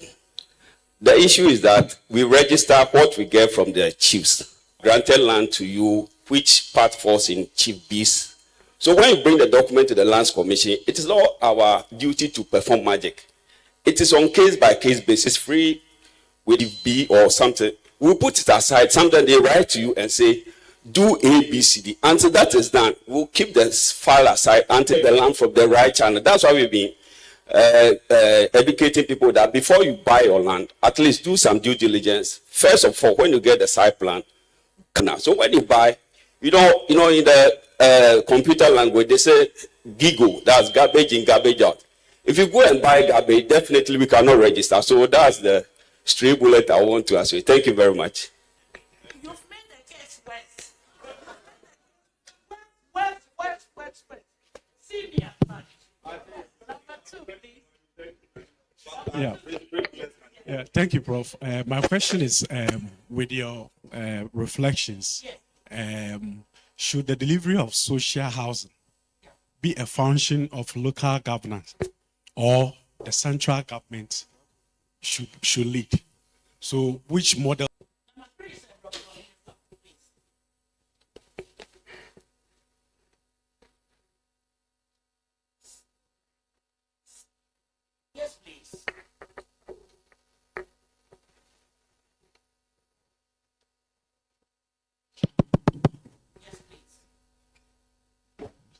Yeah, I'm sorry for all of the technical glitches. Two things. I'll make it snappy. You asked where was the opportunity to start looking at some of these things. As we speak, the opportunity is present with us, except that I think it's Professor Lumumba who said, we never miss an opportunity to miss an opportunity.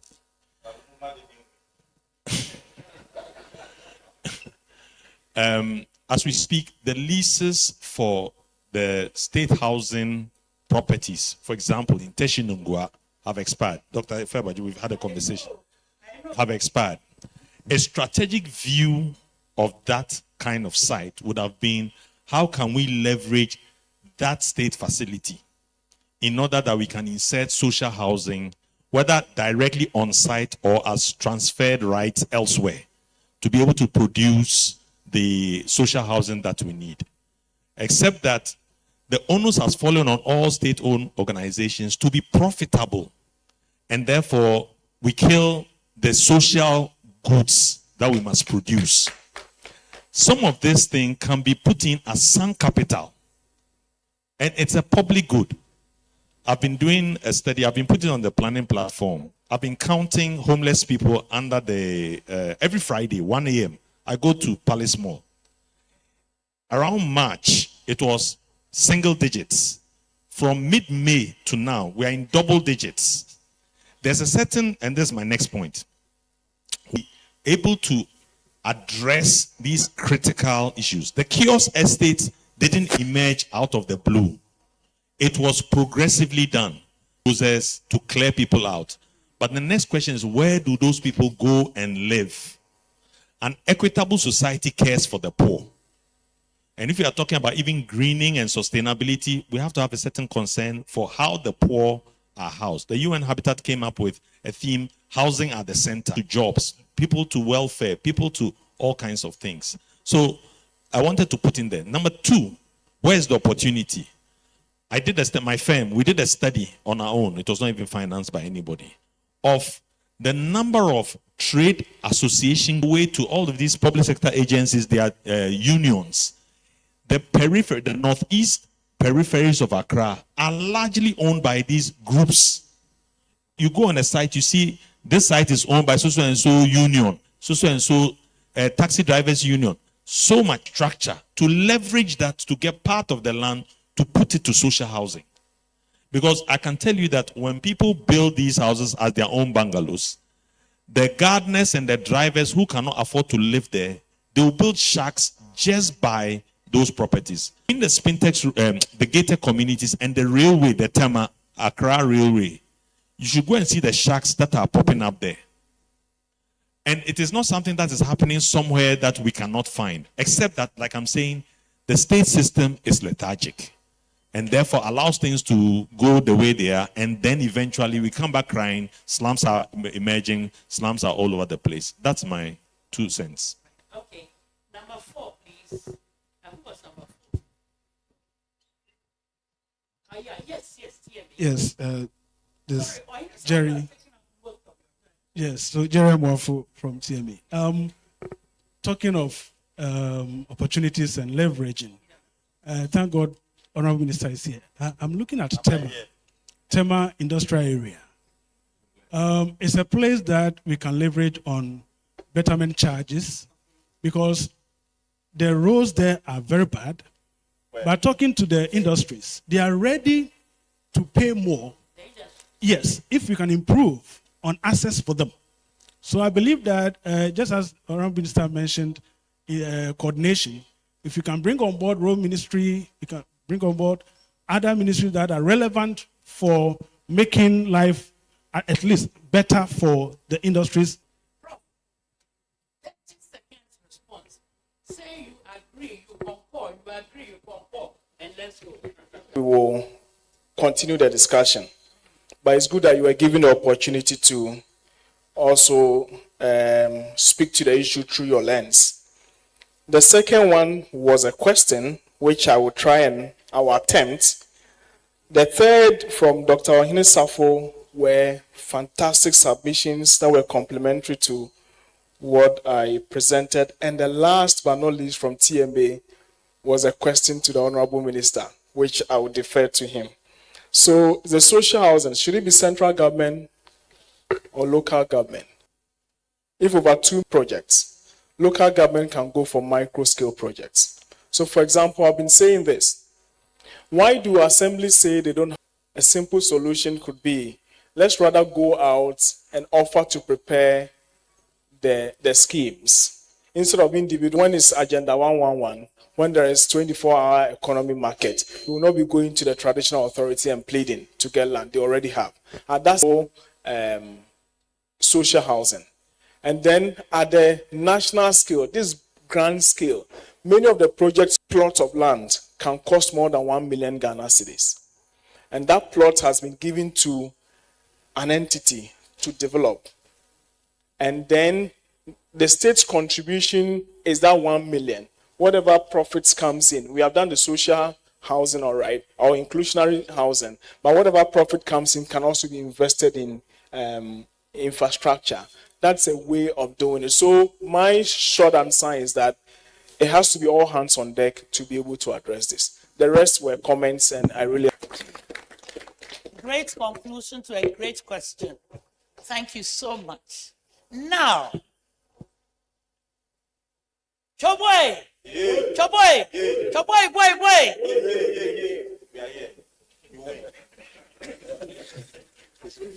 Now, I have enormous pleasure. I've been looking forward to this panel. Looking forward to it. I have enormous pleasure inviting freelance journalists. He hosts the Public Concern on GTV. He's been around, award-winning journalist, and he's going to manage this panel. Give the man a warm round of applause.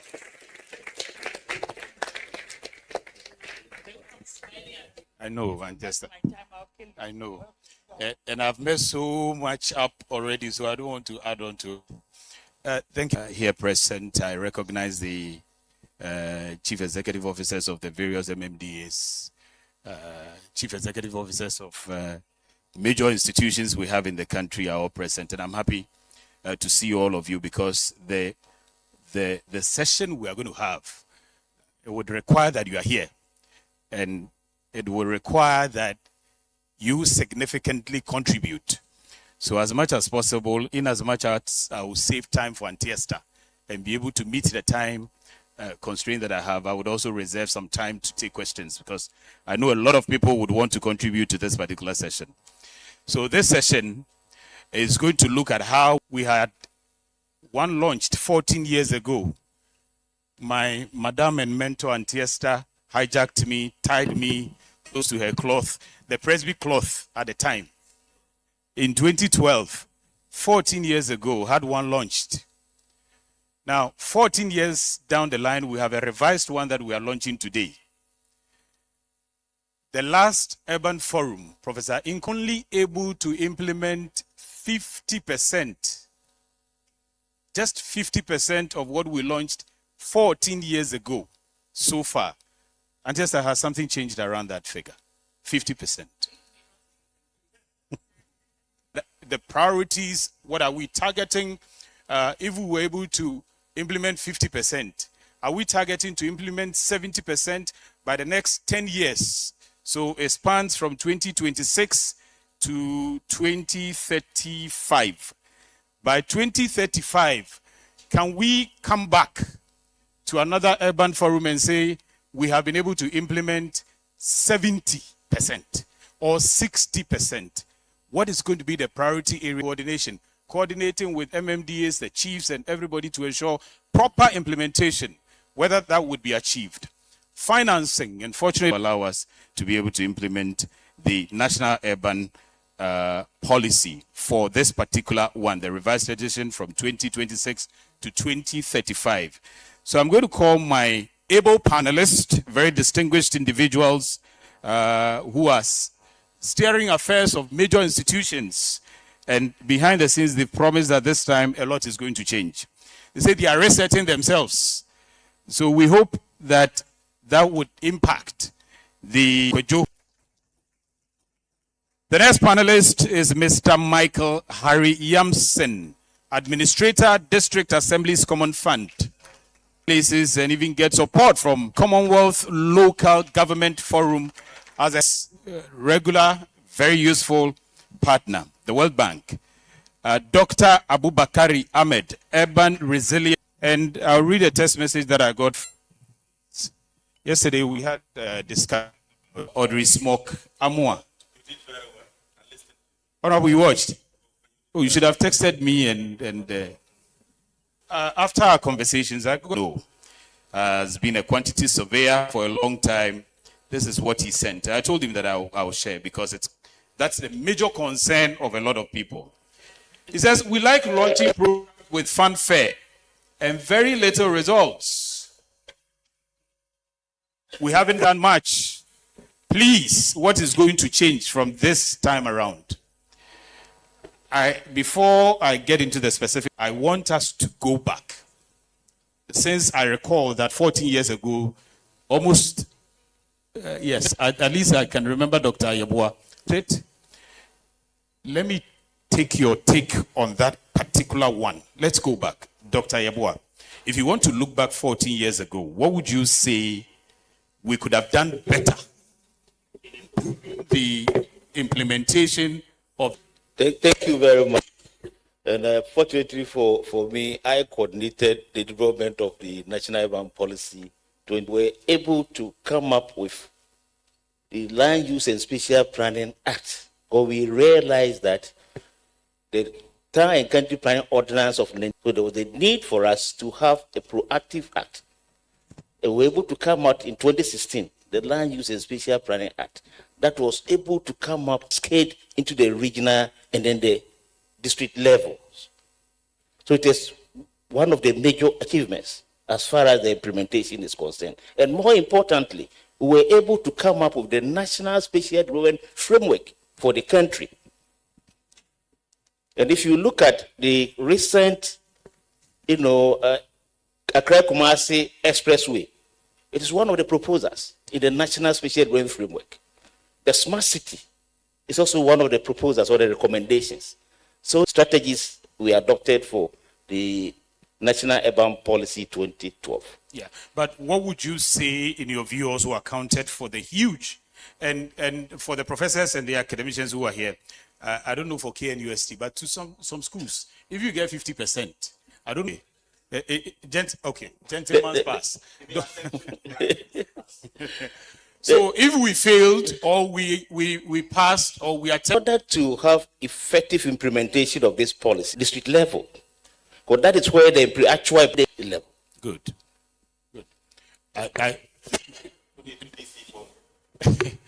Dr. Abubakar, help that they are seated here. Help us look back. What has been some of the problems that has accounted for the difference in inability to implement fully, or to a certain extent, the desired target that look at three major issues. So if you look at across several other policies similar to the previous Ghana urban policy, one of the key challenges has been strong leadership.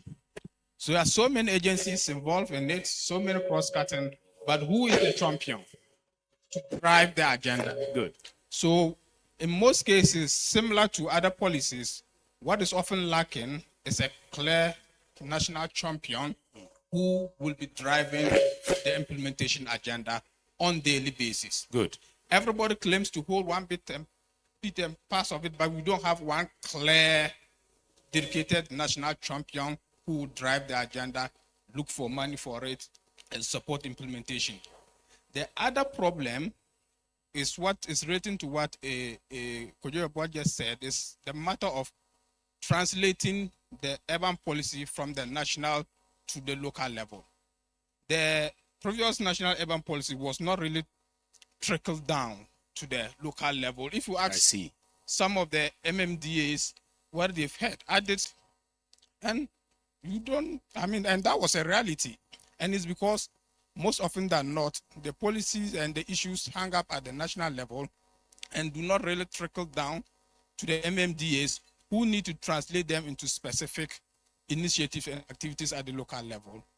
The third point is that most of the national documents, like the policies, hang up as just aspirations, and we do not really translate them into any bankable investment or project option where we can then package them and source funds and financing. Yeah. So that has been one of the challenges, so that we have all these aspirations in the document, but to move from the ideas to some sort of bankable investment projects where you can package it and look for money for it and implement the ideas is often missing. And that was one of the challenges for the previous urban policy. All the good ideas are there, but with major issues that I want to highlight.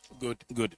And maybe Mr. Yamson, since you are giving out the money now, my issues that have hampered our ability to achieve these targets over the period, particularly with the policies. And when you finish, I'll tell you what Professor Adams said to me yesterday on the TV program, which is very important. And for the first time, I didn't know. Yet we have a policy on transportation as part of the NUP that we have launched. Let's hear from you, To this point, is that we have allowed development without enforcing the policies and the laws that are already on the table. So I think that for me, there are two things. There are two things. We must be very clear about who benefits out of the financing of the policy.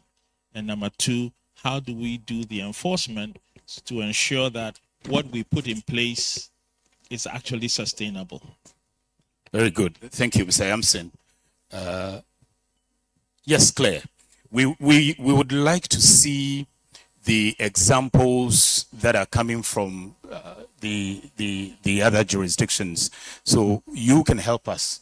The Commonwealth-led examples that you have experiences with. What can we learn? What do you think is missing? Thank you. That's exactly what I wanted to speak to, because I think it's easy to say that 50% is a fail. But if you look across the Commonwealth, countries are doing in the implementation of their urban plans. So, and I think we also really consideration the changing global context, which has also really altered over the last 14 years, and that's putting urban development in a very different place than where it was 14 years ago. So I think this is a very timely policy to be reacting to those, the focus on private sector investment into public services. These are all things that have significantly accelerated, and I think there are absolutely lessons at the local government level, but also at the central government level from across the Commonwealth, which we can draw on. And you know, an urban policy is challenging because it's a cross-sectoral policy. So we're not, it does need a partnership approach to be able to coordinate across a number of different sectors. And probably in higher level being important and coordination, but if it was an easy thing to do, we would all be doing it. So I think that commitment to partnership working is one of the key things that will drive this policy's success or failure. Good. Thank you very much. So Claire, I hear you talk about partnership and skills. Dr. Yeboah talked about the financing, local level implementation, and the leadership, the champion that we've been talking about.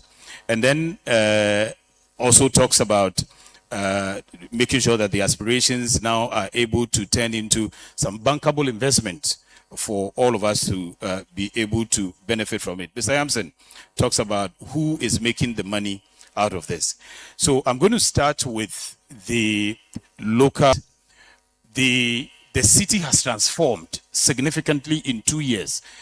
If people want to see that the NUP is actually yielding a certain, and yesterday I put it to NDPC that to what extent gather some dust and 10 years we dust it off and bring it back and revise it, all of that. How do we get the people to see the impact on the ground and leveraging on planning, land use planning?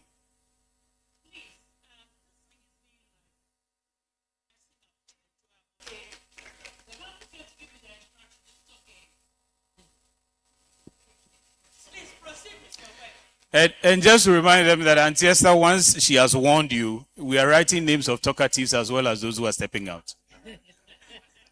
It will reflect in the lunch.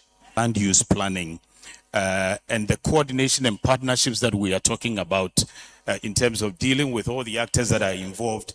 Thank you very much. I initially said that the assemblies are very critical stakeholders, authorities. They are supposed to prepare the special plans to guide public and private investments. So if you don't prepare these plans in your area of jurisdiction, so the first thing is, now the law has given the mandate as far as special plan is concerned to the Special Planning Committee chaired by the Chief Executive. And we are talking about multi-level coordination. We have 14 members with the traditional authorities as part of it. Lands Commission is part of it. The assembly members are part of it. And they are responsible for special planning. And one of their critical functions is for them to ensure that special plans are prepared. The 3-tier special plans are prepared. So we have started the monitoring of this assembly, all the assemblies. We are done with Greater Accra region. We have identified the gaps, and we are now building their capacities so that they will be able to prepare these plans to guide private and public investments. But the critical issue is, how do we ensure, accountability with respect to development permits? Because it's one of the critical issues to implement this act. So if I want to put up a structure as an investor, how do I get a permit? How long does it take for me to get the permit? And where I'm going to site the development, is it in conformity with the local plan that has been approved for that area? And these are the critical things. And without the special plans, we will not get the necessary instruments to guide the fiscal growth and then the development. So the special plan, if you look at the 8 key objectives of this policy, 2 of them centered on special planning issues. And then the other 6, special planning is cutting across all of them. That means that special planning is the fulcrum around which all the interventions that we are discussing revolve around. Great. The more reason I asked you, and I think that I believe that some of the issues that you have just raised, if there is effective coordination and you are working together with the actors that are involved, particularly the assemblies, and I have heard you quite often say that everything rests with the assemblies. I want to see what hasn't worked before in terms of coordination and what can work now, or what should be made to work now. And who coordinates that, so that there's that coordination and partnership, so that we don't see this missing link, because it appears that it's not unknown to us that the spatial planning is critical. I was going to ask of your priorities, but you've already mentioned the first one, which is the spatial planning. If that's a priority, how do we coordinate effectively that this time around we're not getting it wrong? Thank you very much. All along we have been building the capacities of the spatial planners, the fiscal planners. Now we have centered the capacity building on the spatial planning committee, the wider committee, so that they will know their functions that they are supposed to perform. And if you go to the assemblies, for instance, the issue has always been the what. We know what to do. But how to do it has always been the critical issue. And how do we do it this time around? So how do we do it this time around? That is the reason why we are really building their capacities to ensure that the special plans that they prepare are aligned with their budget. Because if you prepare a special plan without funding, it is just a mere paper. You can't implement them. Okay. And we are also advocating, and we have discussions with the Honorable Minister, that the common fund, for instance, if we can have a dedicated fund for special planning in the country. Because, for instance, we can quantify the economic benefit, but it is very difficult to quantify the economic benefit of special planning. Yeah. But we can easily quantify the economic loss when we don't plan well. Okay. We are still counting the loss with respect to the flooding. Treatment of water is becoming very, very expensive. We are paying huge sums of compensations when we are developing highways. But if just a little fraction of this amount has been invested in proper spatial planning and development control, we might have saved a lot and will not be seeing the haphazard, uncontrolled, and uncoordinated developments that we are seeing. I see Mr. Yamson already pushing his hands up, and he was going to be the next person, as a matter of fact. Mr. Yamson, you top up on that. If you fall short of the question I was going to ask you, then I'll top it up. Okay. For me, and I think from the Common Fund perspective, the purpose for which we are doing the spatial planning should end up in us seeing growth of the local economy, right? Now, when we divorce that objective from the work that is done under spatial planning, we will end up with a gap, because it's almost as if we are doing the planning for the sake of the plan, right?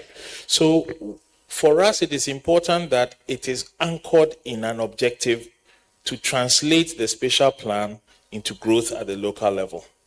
That, for me, is something that must now drive the work that is being done. It must be very obvious. For us at the District Assembly's Common Fund, what we are doing is to look again at our formula. Our formula has been very passive for many, many years. What we are essentially doing is we are trying to understand what you don't have and pass money on to you.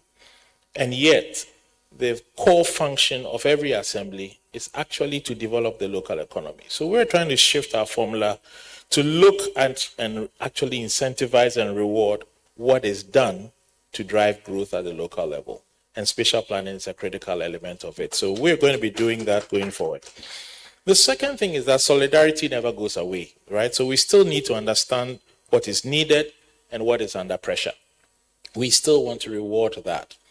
The third area is decentralization. We exist to fund the implementation of our decentralization, right?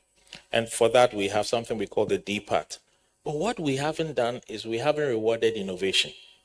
So now we're coming up with something called the Assembly's Climate Resilience Fund, which is essentially saying we want to see seed ideas, actions, and excellence, and reward those things as well. Led by the assemblies.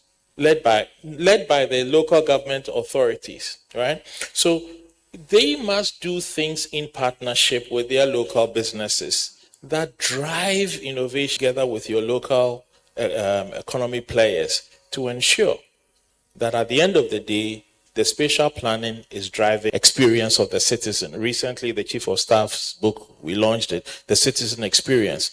So when we see these innovations happen, the Common Fund should actually reward those things. So that's what we're also trying to do, first of all, to support our new urban environment, but also to incentivize the assemblies to also change the paradigm within which planning is done. So thank you. Yes, and just before I move on, they've also raised, and we've had quite a number of concerns regarding how monies that the plan for some of the monies that are given to them, what they are supposed to use them for, against what they believe should be done. And they have also raised concerns about the fact that, or we've had concerns about the fact that because of the DACF, there isn't much that is getting into IGF. People are not being innovative enough to generate their own funds.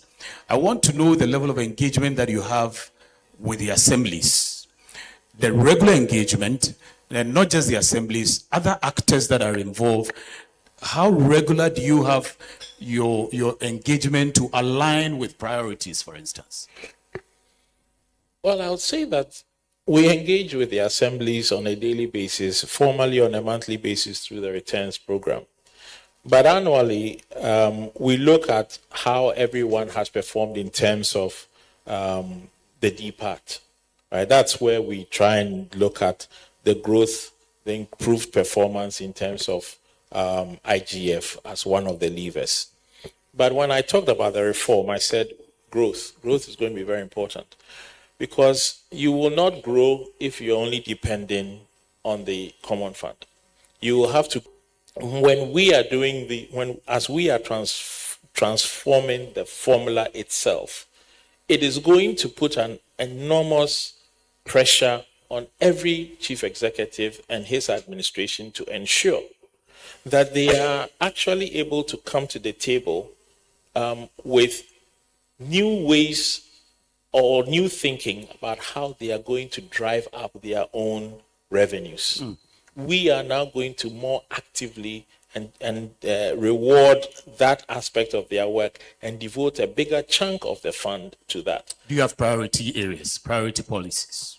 Well, we are not going to change the areas that have been set aside by law for the assemblies. But we are going to now require the assemblies to actually do the work of raising the revenue within the construct that has been set for them.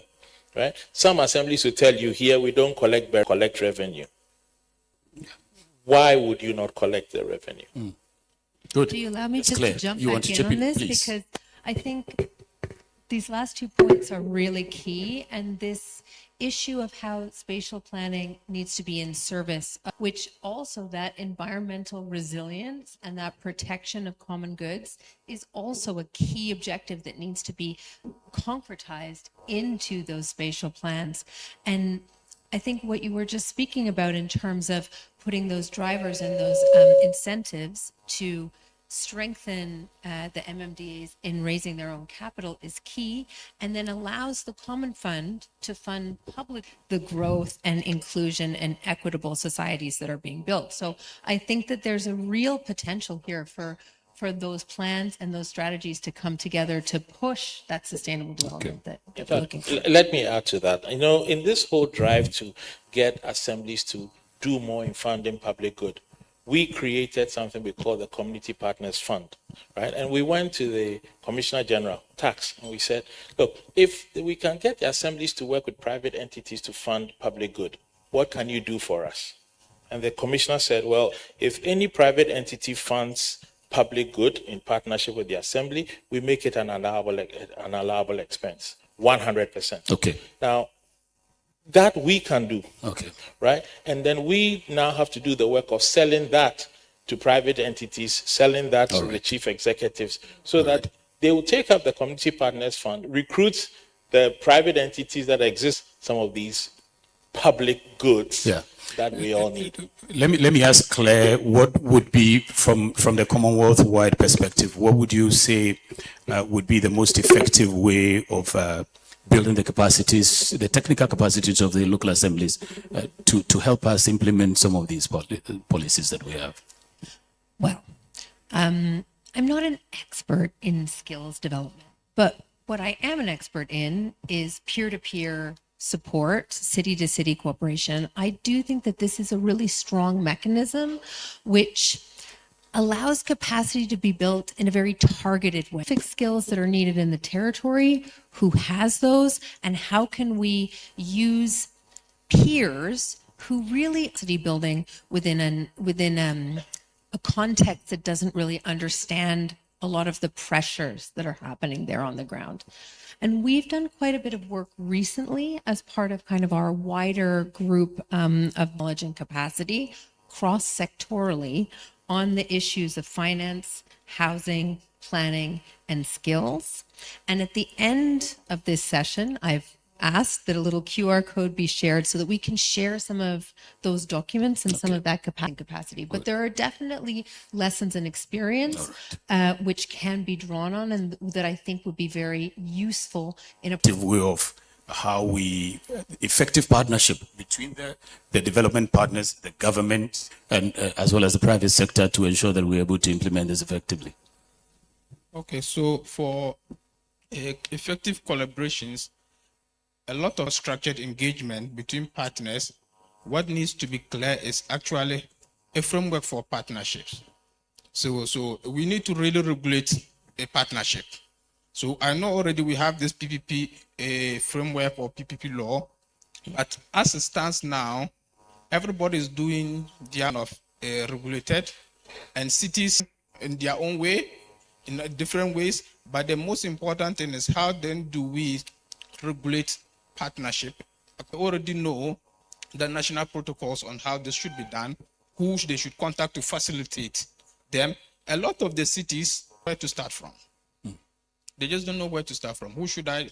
So the few cities that are quite advanced, for example, about other cities like a base also to actually trickle down to the municipalities to actually understand what are the existing partnership frameworks that they can actually participate in, collaborate with, and what are the approaches and how that should be done would be very clear. Request directly from cities, right? To say, oh, can you partnership framework in the country so everybody approaches it differently. But if we can work around something like that, that will really stop. Because another problem they face is also the engagement or the partnership with private sector. As it stands now, for example, recently the sanitation issues that have PPPs of frameworks to really support the MMDAs. In as much as we give them more responsibilities to do, we need to come along with guidelines on how they should do this. Just 2, 3, because the MMDCs are here, and thank you for understanding.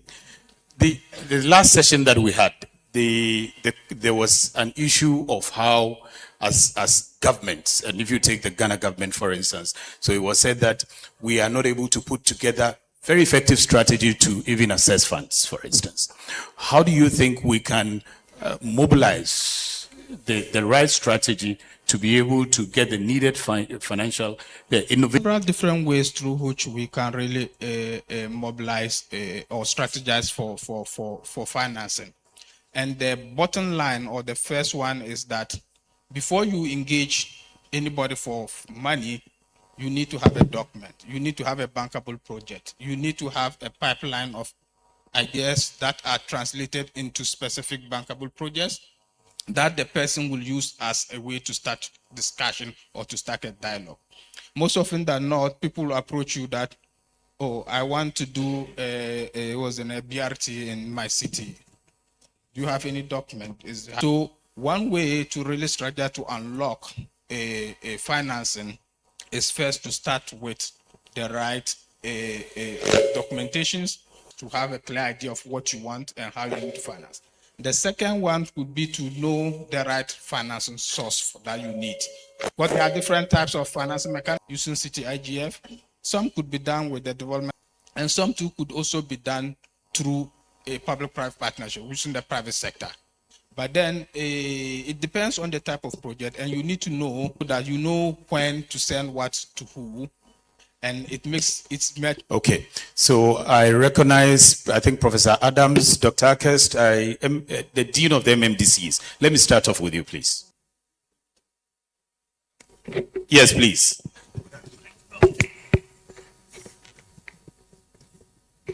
Thank you. SLUM upgrading without considering land use. My other suggestion is that we have to audit the launching of the program. We are partners. We are not observers or students, but we are implementers. And the launch of the program is the beginning of the implementation. And therefore, even this second day, talking about implementation, MMDC should be represented. Thank you. The last one, I'll begin by saying that if the idea is not absurd, there is no hope for it. Albert Einstein. We don't need to reinvent the wheel. We have a very beautiful plan from Common Fund in terms of allocation of projects we're going to. So that as we do to schools, you are expected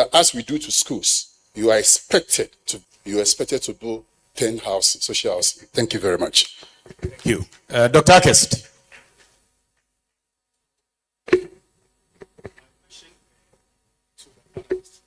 If you look at how our planning framework, especially the National Medium-Term Framework that is issued by the National Development Planning Commission, which got in the MTDP, because if they are not captured, Ministry of Finance will not the MTDP to ensure that it is in line with the with the national medium-term framework that they issue. So what is the link between that assembly channels? So that is my question. Prof. Adams. Prof. Adams and then Dr. Kekeli. This afternoon, and thanks to the panelists for your contributions. I've heard that, for example, assemblies are the main. 1 second, Prof.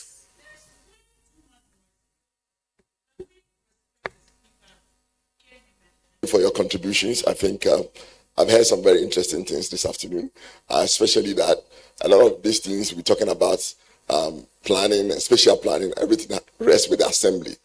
Now, my question is this. When it comes to infrastructure, let me start from there. Data is everything. And every infrastructure and the network you create will determine, and the functions within the network will determine how it will be managed. So, for example, when you take a road network, there are roads that must be managed across municipalities. There are roads that must be managed within a local area. So, when you are making plans and you say it depends on the municipality, what you are saying is that you are going to cut the road into pieces, and everybody will look at things that are strategic or regional and local. But at the bottom of all this is data. Without data, any plan or policy you make is an aspiration. It will never work. You can't even start. And that is why this bankability is becoming the topic. How do you make a bankable project without data? Okay. With what? It's only an aspiration. All right. We will need to invest in data, build data infrastructure, leverage open data, look at how we can handle the data exists somehow, somewhere, because people are doing work already. That we must harness and put them to harness it. Thank you. Dr. Kekeli. Prof said. So when you look at the district assemblies, just like he said, you have contiguous areas like Gamma. For example, the Pokwase interchange, for instance, as Prof mentioned, links quite a number of jurisdictions. And that was planned as far back as 1991 in the Gamma structure plan. So to answer Prof's question, we have what we call the greater land uses and all that. So it is a multiple scale approach to addressing these things. Okay. The challenge I have here is that aside the District Assembly Common Fund, how then do we get Ministry of Finance to strategically target these utility agencies and infrastructure agencies so that where it's beyond the DACF, then the Ministry of Finance achieve the implementation faster. So I think that's my point I had wanted to raise. Thank you. John, and that's the last one. Okay. Yes.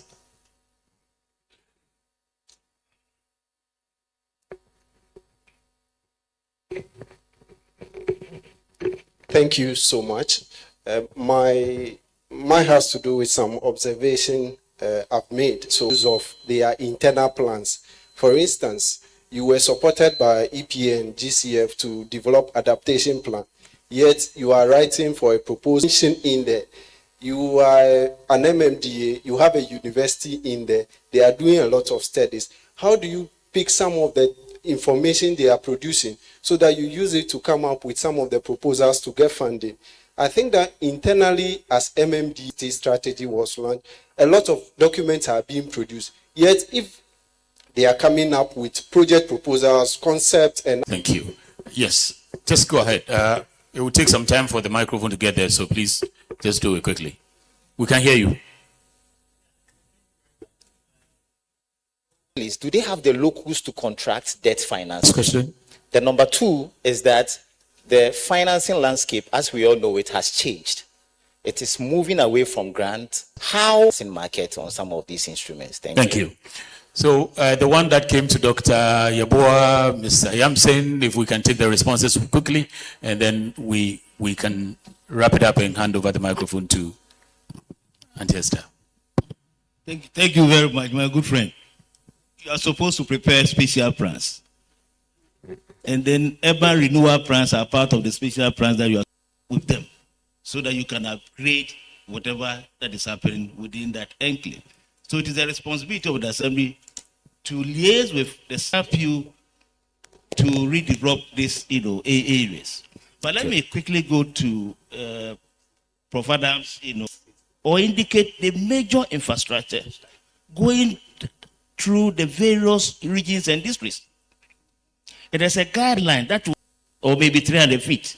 So if you are at Amasama, West, and you are preparing a local plan for that area, the guide is that particular guide, the local, plans. So you think the data is available, Mr. Sampson? I'll also speak to the issue of data. One of the very interesting things that we've spoken about since last year is that when assemblies share data with those of us at the center, that goes to the Office of the Head of Local Government Service. Confusion. It's different from the information that's given to DPs. So assemblies have mastered the art of magically transforming data to data for all of us to use in planning, to support them financially, and also to support them policy-wise. That is something that the assemblies have to take up. The other issue around data is that what we get, we have to make it easily accessible to everyone. Okay. In my own institution, we didn't really publish data. Now we publish our data.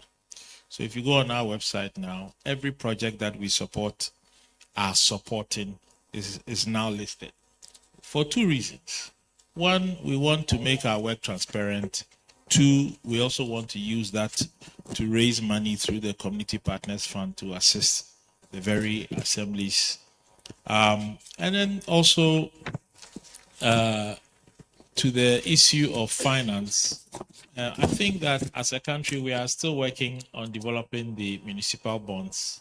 It's a matter that has gone to Parliament, come away, and is now back on the front burner. So I think that badly they have the root of the commitment authorization. So actually, if there's a PPP that has to be done, which will involve debt, the route is to go back to Ministry of Finance, present the plan, and get the Ministry of Finance to approve. That is one limited way to broaden persons at finance, and then also Parliament will ultimately have to take up. So the answer is not no. The answer is yes. What is the action that you think can be taken if we don't want to see this document just become an aspiration, but have some results? I'm so happy that you asked me this, because this In 1 is minute. exactly what I wanted to talk about. I think data, I think mechanisms, I think there's a lot of recommendations coming out of the work that we're doing on financing. I invite you all to the workshop that we'll be holding on the 5th of August. But the key element that I think will be essential in ensuring for that coordination, and I think it will be key to find the right political hooks into the policy to transform it from a document that we, as people very interested in the sector, will read to something which is really saleable on the ground. Good. And where citizens... Just one thing. There's the need for a national champion. Thank you. National champion political leadership. Mr. Hampson, one thing. Okay. Thank you very much. Dr. Ayabo, what are you going to say? Warm round of applause. Well done, well done. Exciting, exciting, exciting. Common Fund Administrator, that new initiative of partnerships. Common Fund Administrator, I'm addressing you. That new initiative of partnerships where you can get the relief from the GRA. I had the opportunity to speak to the Civil Society Forum about it. I think we need to work on it. It's exciting. Great. I have some good news and some bad news. Which bad news do you want first? Okay, the bad news is that the lunch won't be ready till about 1:30. Yeah, 2:30. That's the bad news. I pray that you are not very hungry. Okay, great. Now, the good news is that gives us 1 clear hour to do all kinds of magic. So, champions, somebody bring me a program. Seniors and champions. And I am in the happy position on your behalf to constitute the panel. Do I have your permission to constitute the panel? As for local government people, they are very inclusive and participatory. Do I have your permission to constitute the panel? I'll not tell you about this panel. Let me move my hair out of my face. The person who is managing this panel, one of Ghana's finest. She is in the person of Emefa Appel. And the woman is spectacular. Spectacular. Madam, your point. Distinguished guests, ladies and gentlemen, I see a room filled with experts. And so I'm excited about this topic because as a journalist and without waiting for it to happen, it's flooding. We can write the template and just wait for it to happen. Maybe the places will change. The number of deaths or the number of affected persons will change, but we leave a space for it and just fill in the gap. And so we are never late. We are always on time when it comes to flooding stories. But looking at this room filled with the experts that we have, I wonder what and don't tell flooding situation we had. Maybe you've been in the room the whole day, but it's been drizzling outside. The weather has been very funny. And so how long we will continue to pray when it comes to flooding situation. So this afternoon, we are speaking on perennial flooding in our cities, human behavior, or engineering issues. I'm sure we all have answers to it. But why are we not able to tackle this situation? And like Auntie Esther said, this particular panel is a very cracked that all TV stations, including GTV, public concern, will show this part full. So please help me. I have a surveyor, I have an architect, I have a housing and development strategist. Please, a round of applause to my panelists. Shall we first welcome? We'll also welcome Engineer Ludwig Annan Hesse. He's President, Ghana Institution of Engineering. My panelists like a lot of clapping, so please, let's clap. We also have architect Tony Asari, President, Ghana Institution of Architects.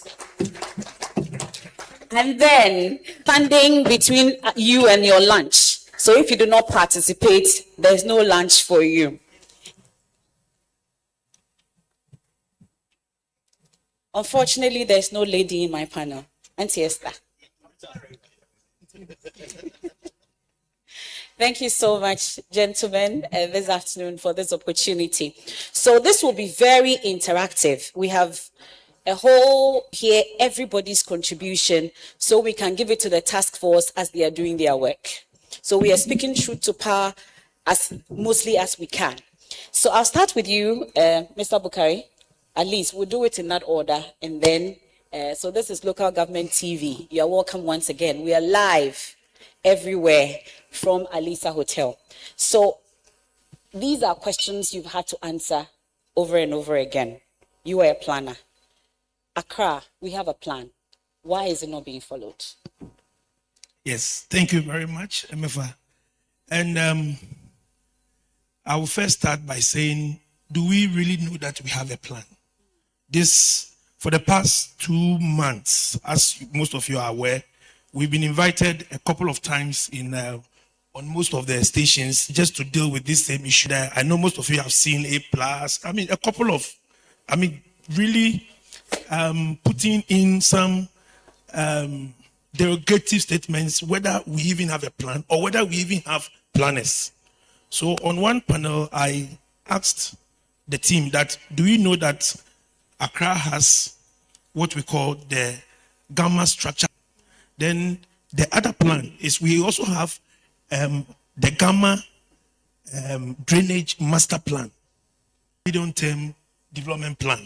As I also sit as a commissioner at the NDPC, and I know most of the assemblies have developed their medium-term plans, which also goes with their spatial plans. So the plans are there. Now, what almost all the assemblies, the 25 assemblies constituting the gamma, ask them, to what extent have they superimposed problem? Let me give you, I live so close to the northeastern boundary of the Greater Accra region. So stretching from areas around Maira, Katapo, Brekusu, where Ashesi is, then coming to Adankrebi, to the hottest place behind Pidiase, down to the other side of the hill. We said this, that is the source of the drains on the Odo. Now, do they know that it is a green belt? Do the assemblies know that that place is a green belt? Two, if they know, are their local plans translating that green belt? The implication of translating that green belt is that on their local plan, when you bring me application to develop around the foot of the hill, around Ayimensa, the issue is that because they don't know, they go ahead and grant the permits. In some cases, they don't even grant the permits. And for those of you who have seen for the past 15 to 20 years, if you are coming and you are around Pantan, Adenta, heading towards that stretch on the N4, you realize that over the time, you've seen structures coming all over the foot of the hill and also on the hill, which are available. But to what extent are some of these master plans, and Dogbe mentioned from GIZ, that most of these plans are there, National Urban Policy. To what extent are the 261 assemblies relating? Yeah. Already you're on fire, but I tell from what you've said so far that number one, there's no collaboration between agencies. Well, Engineer Nanhese, we have the finest engineers in the world right here in Ghana. We know there's a plan. It's not being adhered to. Is it an engineering problem then? It looks like our whole flooding situation is an engineering problem. What's happening to our engineers? It's a governance problem. Okay. It's a huge governance problem. And if we don't solve, you see, if we are in the chain of solutions of problems, the first that you have to resolve is governance. And if governance is in the right place to get things done. Now, the Gamma is now a Greater Accra metropolitan area. Are we managing this area as a greater metropolitan area? In the same way that Greater Metropolitan London is managed, Greater Paris is managed. In the Minister of UK was the mayor of Greater Manchester. And it was an institution with a political mandate, an institutional mandate to be able to do business within that greater metropolitan area. We don't have that structure in Ghana. And so when you want to get things done, you have to go to ministry. And so when you want to get things done, you have to go to Ministry of Works and Housing, Ministry of Roads and Highways, Ministry of Local Government, and Ministry of Transport, Ministry of this. And who is responsible? Who is the torch bearer? And who is agreement framework? We are in trouble. Because it doesn't matter all the things we do. There's nobody who is also in the responsibility to make sure that when the Gamma structural plan is prepared, it is enforced.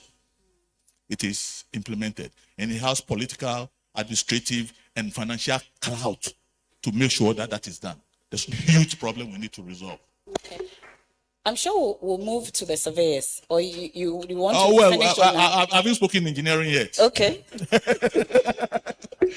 but I think before engineering comes, before planning comes, we should have the governance structures in place. On this, we'll probably speak more. But the key problem is, a lot of the engineering solutions that we've implemented to date is called downstream measures, where we keep increasing the size of that you make bigger, and you make and you line, transports water faster, and it transports it to a downstream place. And if you don't have the capacity to widen or make more efficient the downstream structures anymore, then there's nothing around which will happen once in 5 years or 10 years. It's a measure that will happen multiple times in a year, and it's not a prophecy. And it's not going to stop today. It's going to go on for the next 5, 10 years, 20 years. Assuming we start doing something today to be able to see results. So why didn't we start earlier? Why? Well, because we don't have the proper structures to get these things done. And the second thing is supply measures to demand measures. Where does the water start from? It starts from the hills, green areas, good. Sumps, what do you call it? Retention areas. But we've lost a lot of our retention areas. So now what you are left with in terms of retention of rainwater before it comes to flood us is in our houses, is in our local properties. So if we don't start, and this is now policy and implementation of policy, to say that everybody, the water that falls in your house, retain some in your house for some time before, so that after the storm, you can release it when the drain is free. Okay. Those measures as a policy, as a measure to go forward, because you can do all the Garrick projects we are doing in place. Thank you. The tiling and the pavement. I'm sure we'll talk about it again. But Surveyor Cobalt, so is it human behavior? Where exactly do you put the blame? Well, thank you very much. And as has been said, it's still a human behavior in a large extent.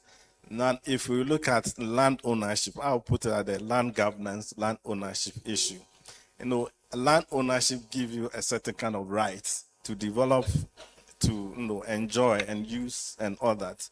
And therefore, and you realize that in this country, the state controls only 20% of the land space. The rest is individual hands. And therefore, we have also a hierarchy of land ownership. We have the allodia or the give out portions to individual. And therefore, we assume that once I'm the landowner, I have the right to do whatever I want to do. But unfortunately, what then controls that desire to do what I want to do is the power of the planning. Because we shouldn't know and understand Ghanaian will want to break the law. But the frustration, especially for those who want to go through the due process, sometimes they feel more frustrated than those who want to break the law. So if we can bring these maps and all these things, within the easiest convenience of people, I think we can reduce the behavioral problem, because everything happens on land. And therefore, if we don't put the structures and make it convenient, if it takes forever to register your land, probably somebody you are competing will go ahead and break the law, develop without permit, and he owns it. And so it's a human problem, but our system fuels the way we self-help, because housing has become a survival issue. And everybody wants to put something and have a place to lay their heads. So we should not put those impediments. So land governance issue is very key, fueling some of these issues. And therefore people are putting structures anywhere in that survival mode.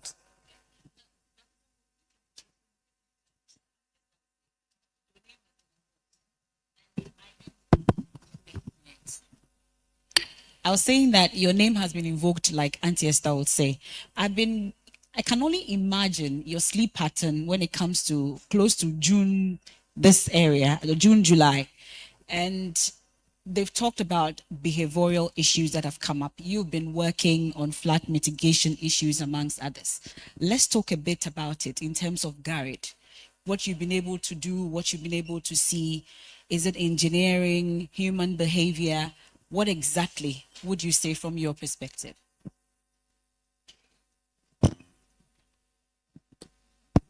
Hello. Okay, sorry. I think it's a combination of everything and more. I think it's a mindset problem. The mindset is the biggest challenge that we have in this country, regardless of where the person is located, whether he's in the public system or in the private system, whether he's a beneficiary or he's a protagonist in all of. Part of the issue, okay. We'll try and do this quickly. So you're talking about the mindset. I wanted to know exactly what the mindset is that you were talking about. Okay, so the reference to the mindset is that when people need to build for themselves or need to house themselves, the compliance, the impulse to comply is less than the impulse to just go ahead and do anyway, which means that then those who are in the places of authority and responsibility have to be more proactive to get people to comply. However, you also find, and I spoke about this earlier, that there's a certain lethargy for some in the public sector who are on the side of getting people to comply, to actually get people to comply. Then it has also been mentioned, but I need to point it out, that when people fall foul of the law, we have a culture, it's a patronage culture, where you can find somebody to go and plead for you, so that what you should actually be subjected to because you have flouted the law, you can get away with it. So it reinforces the thinking that this is Ghana, you can get away with it. And that's what's led us to where we are now. With all of the flooding that has happened, majority, I put out a number and it went viral, but they didn't even get the context.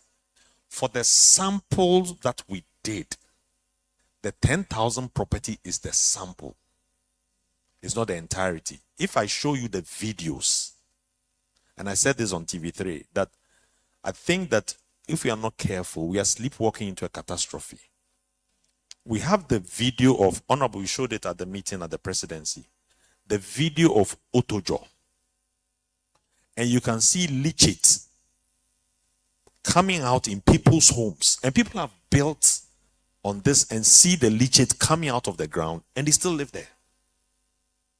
We've done a study in Kumasi.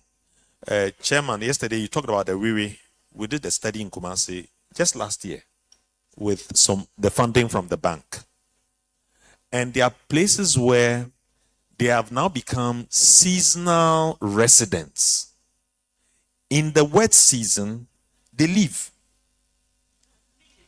No, seasonal residents. So when it's rainy season, so from May ending, we have images. We don't have the time. I could show some of these things. Some of them, they have lost the ground floor. You see this, and still the Sakumono Ramsar site. If you see the foundations, the wall, they've done the partition in the places where the water body is, waiting for dry season for the water to recede a little, just so that they can come and build. Poor, rich, everybody is doing this. And who is watching? Educated, uneducated. The buffer analysis that we did, for the main Odo, we are talking about 30,000 properties within 25 meters. If you take from end to end. So I'm saying the numbers are much more than even the 10,000 that we're talking about. And this is people, Chairman alluded to it yesterday when he said, this thing didn't happen overnight. They didn't build a house overnight. It was done progressively. So where were those who were supposed to regulate the space? Where were those who were... And the funny thing is, after the floods, the military operation that's going on, for the first time, when they were dealing with the Tessa Dam, that's at Boundary Road, East Legon, the military team went in, they had marked the properties. When they finished demolishing, the residents started clapping for them. Why? Is it because it's the military? Because if the assemblies go in there, they don't get the same kind of cooperation. I mean, is it that we need that level of force? That's what I'm saying. It's a mindset thing. It's a mindset thing. People know that if you look at the hillside, but they'll get an engineer to advise them how to build on that. The person who will build, not appreciating the downstream effects of their development. That's the building permits do not take account of these additional downstream effects acted from the developer to help mitigate this outcome that he's generating. Tomorrow, NADMO is going to call to bring mattress. And that's what I'm saying. You put a finger on it. It's really a mindset issue. So, well, behavioral. But, Percy, maybe we just do one round and then open the floor so that we will have as many contributions as possible when it comes to this particular issue. But way forward, really, for me, let's look for solutions to this because we know the solutions, just that implementation is a problem. So what planning reforms would you say are required when it comes to the situation that we are faced with? Yeah, so the planning reforms, I would just recommend about 3. The first one has to do with the fact that any marked as a property in a waterway, all the duty bearers, and this the president mentioned it, all the duty bearers along the chain that gave the permit, the property owner would also be surcharged for the demolition. And I think we should be very ruthless about this.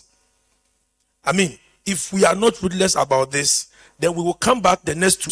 But before we do that, we should mark all the wetlands within our designated areas. And I saw that with Gan East, I saw that in Adenta, Lankontana, Medina, Gan West, and STA, where they would designate, they put some signages that this is a wetland, keep off. This is a wetland, keep off. So that should be done first. Then anyone who, those with permits, I've seen some of the permits. We at the Institute have taken upon ourselves to look at some few issues that have occurred within the period. And in going through, some have permits, some do not have permits. So the recommendations I'm making is based on facts. Those with permits, all those in there should be dealt with. From the chief executive, who is the chairman of SPC, from the works and then fiscal planner, who are the secretariat to the subtech, and even the landowner. We should go down because based on the studies that we've also conducted, some of the issues have to do with the landowners. Because he mentioned it, that in Ghana, you have the right to own the property or you have the right to own the land. But what you put on the land has been earmarked for the assembly within the, so that should be done. The second one is that we should also ensure that we have the local plans. We have the local plans. And how do we develop the local plans? There are guidelines to the preparation of those local plans. So we should have the local plans. I can see most of my honorable chief executives here. If I say within your area, maybe Okankwe North, so within the Achimota area, within the La Paz area, do you have local plans? Local plans. So it means you are giving out permits based on something else. Then the last but not the least is also, let's, upon arrival to any community, we should be able to put out a small map showing the local plans. Western region. I saw some also in Tamale, and quite recently I also saw some within the hills. I just came from the Kwewo Hills last night, and I saw some around in Praiso, Abetifi, in Kwetia area. That upon entering the area, you should see maps, local plans, and it is there for everyone to see. And within the local plans, let's look out for the green belts, let's look out for the marshy areas, that is the wetlands, and let the community themselves also be watchdogs or protect some of these things. Okay. It was so bad seeing the president himself, the first gentleman of the land, at the Ramsar site, and you could see some developers, wanting to challenge him openly, and we all saw the videos. So if that is the case, the first gentleman is there with all the security apparatus, and people are still willing to challenge them. How much more the president the small ones? So I was wondering, when you said we should be ruthless about it, yes, how about the people themselves? Are we ready for it to be ruthless? At least, are we ready for the consequences that comes with it? Yes, that is a political decision to take. But then I think once the information goes down well and the education goes down well, everybody wants the good thing for themselves. Okay. I can cite the Achimota Forest as one example. 2-3 years ago, most of the professional bodies, we wrote a strong worded statement against the declassification of the Achimota Forest. Yeah. We know, most of us here know what happened. Okankwe North Municipal Chief Executive, you have just come. But what happened?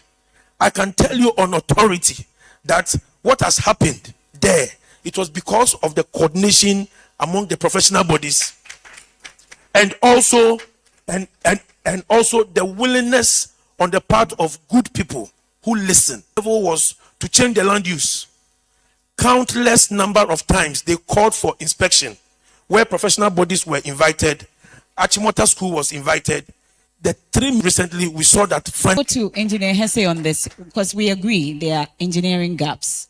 How then do we fix them sustainably? You mentioned that even if we start now, 10 years is when we're going to start seeing the effects, but we need to start at some point. How then do we fix these gaps?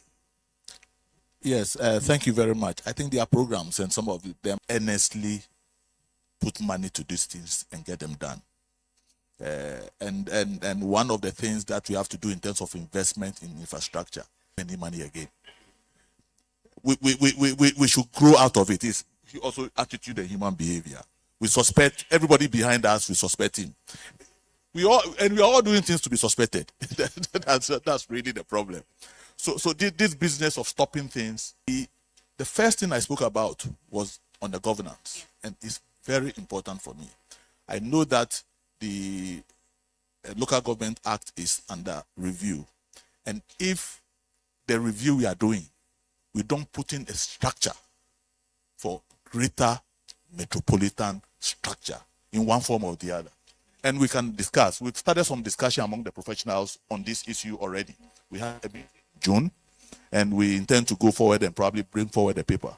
So we are working on it among the infrastructure, the built environment, the institution to the Ministry of Works and Housing, which says that we need to introduce the policy of storage at the earliest point of the system, the household. Normally people will say rainwater harvesting.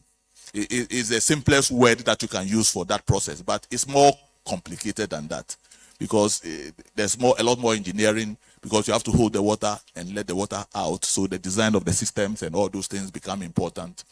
And when we have to come, and part of this is the policy that because our downstream capacity is fixed and cannot be increased, and we have already exceeded the capacity because of the way we've developed, any new development should be new runoff into the system. That's the first thing you have to do. So this is again a change in the planning regulations and all those things, so that when you are doing your local development, you have to demonstrate how you are going to retain and release runoff during storms. This policy is a must, and it's very important. When these discussions came on the civil engineering platform, the 84-year group from Tech that I sit on, most of our members are in the US, Australia, UK, and things like that. And somebody said, well, I just designed a system for water retention, and these principles are applying and he was talking from Scotland. And they're applying, I've just designed a system to make sure that when it rains, there's net zero contribution to the runoff from the property that is being developed. And you go around, I was recently in the US, and you drive down, you see all these local retention areas and all those things to do these things. So again, these are things that we have to introduce, because our focus, and probably I've not studied in detail the master plans and things like that, but I don't think this policy is embedded fully in there. But you know that we are still talking about retention areas. That's the corporate ones, but we have to start the policy of the very local, because we've lost a lot of our retention areas. So for me, these are the governance with responsibility, finance, and authority. So that, because when we talk about the enforcement, we cannot always depend on the president to come and lead these things for us. We have to have the strength within the local government structures to be able to police ourselves. Okay. Thank you very much. Well, Mr. Kobalt, you took us to the issues about land. So going forward, though, land management and titling, the issues about encroachment, how will that help in reducing that encroachment on waterways, especially? Right. If we are able to restrain the appetite to develop because you are the owner, then what then it means is that before a land is registered, it goes through all this process to be sure that the land so being registered is not sitting at the wrong place. And therefore, if you don't have a registered land, I think the laws then will show that if your land is not registered, you cannot even go for a permit. And therefore, it's a level of curtailing. But also, let me bring an important point that surveyors provide maps. And as a nation, my understanding, it hasn't changed because it's been confirmed that the last time we have a comprehensive mapping of the whole country was 1974. All that we are doing is piecemeal mapping, and we are talking about downstream, no, upstream, and to what extent is the upstream. And therefore, we are doing convenient planning, convenient mapping, and we are not really solving the problem from where it ought to be. I mean, you go to some countries, this issue about having site plans is old civilization. You just name your plots, you go into a database, it's pulled out. And the reason that we need all the whole country has to be mapped. Unfortunately, for a poor country, if forestry needs to map, the forestry will go for a loan, map the reserves. Agric will go for a loan, they are mapping. I mean, some cities may just do their piecemeal. Whilst if done as a nation, therefore mapping, everybody goes to the same source to pick the information. And so as a nation, unfortunately, I think the Minister for Lands and Forestry has recognized that gap and has promised that government is going to find the money to do it, because then we may do municipal things very well. But then the country doesn't end at the end of Gamma. It doesn't end at the end of Greater Kumasi. So as a nation, we need to do the comprehensive mapping. Then and as I said, some of the maps available should sit in a platform that can provide easy accessibility. Because for those who want to do the right thing, should have easy access to the right thing. The law says that before you can register your parcel of land, if it's 100 acres, it has to come with and then once the states become ownership of certain portion of the land, the roads, we can protect some of these floodable areas and some of the drains, because our mindset is that once I own the land, I decide to do what I want to do with it. But if before it can be plotted or registered, all these in areas have been made available, it becomes state land, even though it's your land. And then the state decide you cannot, even though it's your land, you cannot put this at this place. That's some of the effort, but we need to do a comprehensive map, to us, all factors of, our MDAs to be able to do, and then all the institutions, sectors will connect from the same source. Else, we'll still have mapping piecemeal. Everybody picks their maps, and it may not be talking to the other sector or other institution. Okay. Well, Dr. Sofo, if you drill down to the issue about mindset that you raise,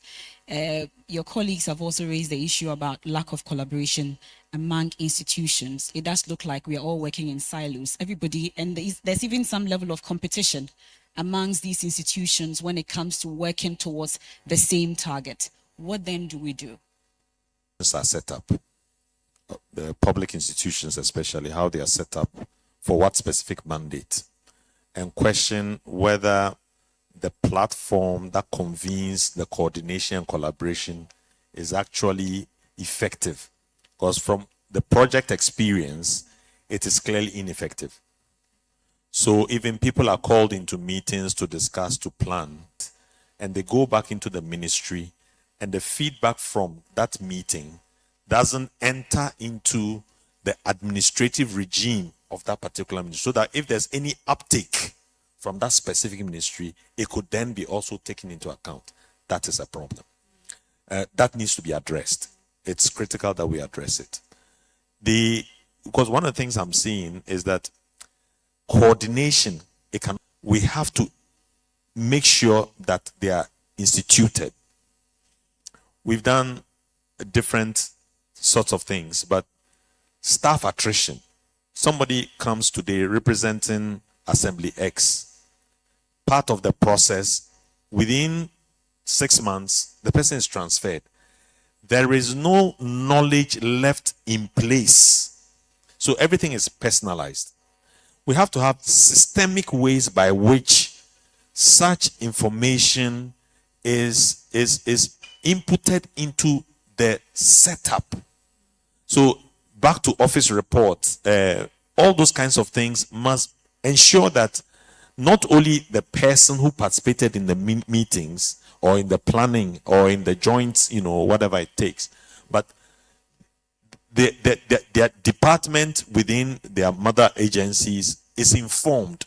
Their directorates are informed. Their overall administrative head is informed. Because you can't fix a person in a particular position for the entirety of their working life. People will move.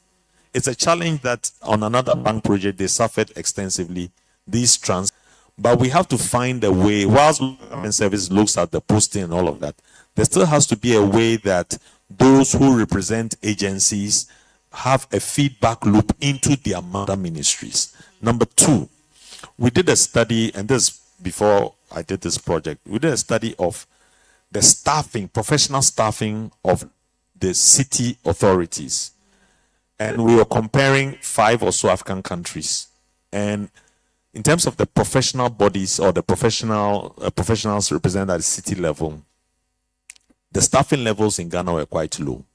We have to look at our staffing norms that local government service uses to determine how many professionals of what class are taken on board. A friend told me in Amsterdam, then he was working in Amsterdam. In Amsterdam, they had almost 50 professional planners for a population of, at that time, it was around 600,000-700,000. At that time, here in Accra, at that time, AMA was around 1.8 million and a population of about 1 million. So quite clearly, some people will get overwhelmed, even though they are willing to do their best.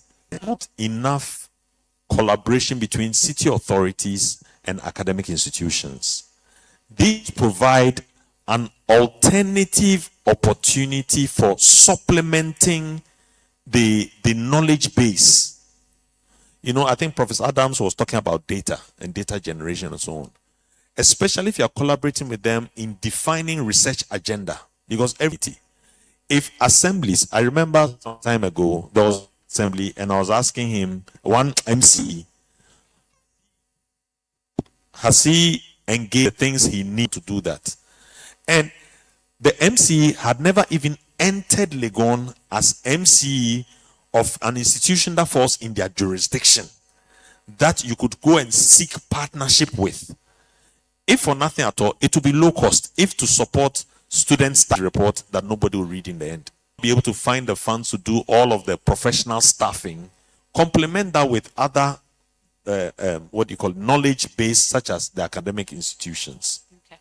Well, let's take contributions. The experts have spoken, and I'm sure there is something they may have missed that you would want to add, because as for questions, we all know the issues, we all know the solutions, but the minister is taking some notes. So let's take a few contributions. I'm sure we're hoping to hear from the assemblies. Some level of blame has been placed at your doorstep as well. Yes, as always there. Okay, you have a role to play in it. So let's take a few contributions. I have the gentleman's hand up there. I'm hoping to see some ladies' hands. It's just few.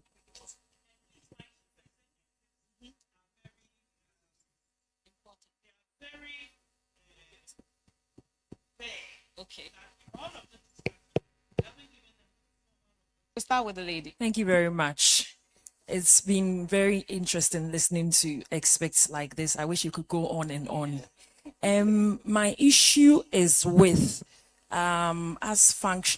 putting in climate resilience in these plans that we are because it is climate that is worsening what we are seeing, the floods, the perennial flooding. I know it's going to take some time for us to catch up with countries like European countries, the developments they have made. But in the meantime, is there a place for us to put in some stringent measures? The instance you gave at the Ebri development at a breeze. The person got an engineer to design. So when we see these things, what is the assembly or what is government doing about this? Can we set some example with scapegoats? Okay. I mean, and then is there any sensitization we can do? Because if there are structural plans and the officers do not even know where the buffers are, they are yeah, the general people. Thank you very much. I didn't get your name. I'm Gloria Buamakusi. Gloria. Madam, this one first, please. Yeah, thank you. I think apart from Your name again, please. my name is Benedict Akest. So apart from the solution that engineer mentioned with regards to establish local water retention areas, if you look at our zoning guidelines and planning standards, if you have a footprint of your development, should not be more than 50%, depending on which residential zones. But the assemblies, so the rest of the 50% is supposed to be used for landscaping, both hard and soft. If you go to East Legon, most of the rich who are living there, all their compound are hard surfaces. So in this case, some of these issues also contribute to the flooding, but they all have permits. So it boils down to the enforcement best in development control and the approval of the plans. So our problems in Ghana are as a result of local assembly, weak local governance. So we should say as it is. Thank you. Okay. Thank you, Akest. The gentleman at the back, if you could please come forward so that at least you can speak faster. Thank you so much. Not him though, he's crossed the other gentleman. But Right. you can, yeah. My name is Seth Sawasewonu Banini. I am MCE for Kaswa. Thank you. That. So I like to communicate three points here. The first one, it is very evident that political, administrative, and behavioral bottlenecks would have to be looked at. And this must not be a one-time discussion like we are having now. That must be running. And I also support the point that we have to approach this with a fist hand or a sledgehammer so that we can crack the whip and then the issues are solved. Again, there have to be a proper conversation about re-engineering of the city holding centers. This, I believe, is different from the retention areas. The retention areas has something to do with nature or the if you look at the topography of the Eastern Bloc that President Anab said, by the undulating nature of the land, it creates its own retention areas, which have been occupied by people, especially Otimibi, Damfa area, into construction. So I've done some work there. There is that issue there naturally. But then if you look at the demographic dynamics that we have now, people coming to Accra from all over and all that, settling everywhere, there is a need for us to have a re-engineering city holding centers where government comes in, and if we map up this area and we say that we want to bring every structure down, re-engineer the place to hold water until it goes down into the stream with time, we have to do that. If this is not properly assessed or analyzed, I tell you, the individual household holding center that our engineers have been talking about will not function properly. There's a positive correlation with that. If the bigger holding center is not well taken care of, the house will get flooded. And I must say, the last flooding, I was in a canoe with the team rescuing people. We nearly capsized in Kaswa. The videos are there. Sorry. If we do not handle that well, the individual household, no matter how properly the engineering work is done to hold the runoff water from the water, we've been doing that since Tite. It does not work. Okay. And so until that city re-engineering thing work, it doesn't. They disagree with you though. They say we've not been Powerful. doing I that see my since lecturer Tite. here though. Okay. The gentleman behind you. Briefly, please. Thank you so much. So for me, it's a bit of contribution to the whole conversation. And I hear a lot with the notion that assemblies don't, they have nothing to do with ownership of land, but mainly the use of land.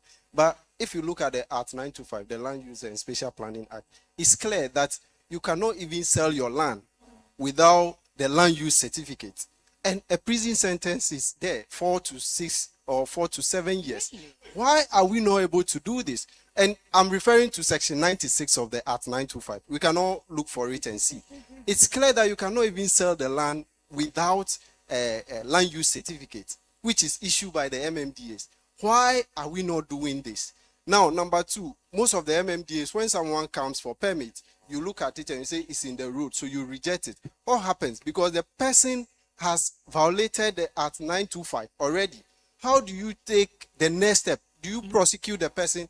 And at what point are we going to set examples for all this so that we can, handle this flooding and other issues properly? Thank you. Dogbe, thank you. So the final one, if we have a female, we take a female. Yes, there's a female there.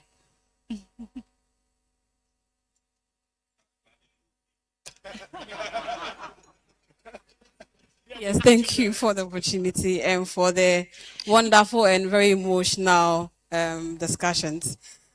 My question will be that we are all saying, well, human behaviors, attitudes and everything. However, the interventions for us to stop some of these human behaviors are not forthcoming. If you take housing, for instance, so if it is me, my first option will be social secure land. Meanwhile, there are public places that we can parking lots like Rolling Circle, American House and other things, so that those of us can move from these places and move into very affordable housing. I hope our minister can answer this. Thank you. Okay, and at least affordable housing, very important. Auntie Esther has signaled that we are out of time. We've actually said our final words. You want to add something briefly? We've already done that. One person to just, they're all right then. Okay, so... Okay, so a round of applause to my panelists. Thank you so much. Percy Bukari, Ludwig Ananhese, Surveyor Emmanuel Kofi Kobod, Architect Tony Asari, and Dr. Kwejo Ohene-Safo. We'll take a photograph. And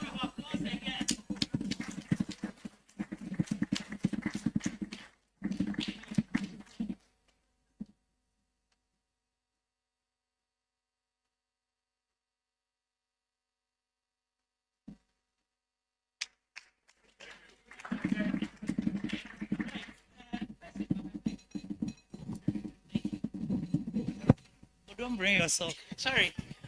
Please, for your information, I'm an honorary fellow of the Institute of Council. Honorary fellow of the Institute of Planners, so I can bully the president. Yes. Great. Folks, breathe in, out, in, out, in. With my reputation as a dictator, I want to do this. I want to crave you. The people are tired, they've sat, but I want to finish. So when we go, then we go. Okay? So this is what I want to propose for your consideration and the consideration of the House. I want to give my chief executives the mic for just a few minutes to say something, because we should have created recommendations from the forum up here. And then yesterday we had our chair, Dr. Nimoy Thompson. He tried to make something, and I said he should come back today. So if he doesn't talk, I tell the man won't speak to me again. So please, I will do that. And then my beloved Honorable Deputy Minister will say, as the program have done. Honorable Sir, I think too much. I can cut them off. Very good. All right. Okay. So thank you. That's the program. My bosses. Yes, Honorable, please take the podium. This is the Honorable Municipal Chief Executive for the West. He's the Dean of Greater Accra Chief Executive. Give the man a warm round.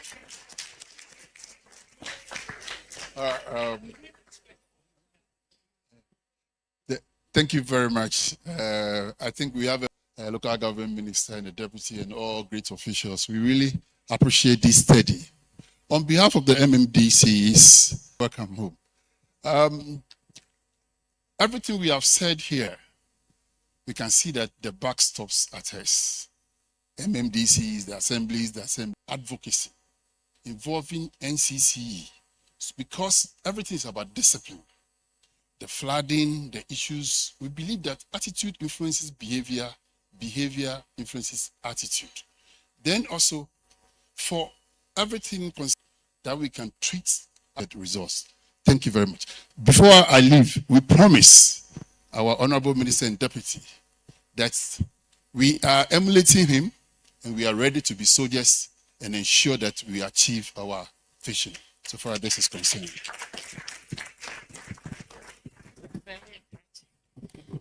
Thank you very much, my distinguished chief executives. We are grateful. Now, we are now ready. I'm calling my colleague and to do that for us. Okay.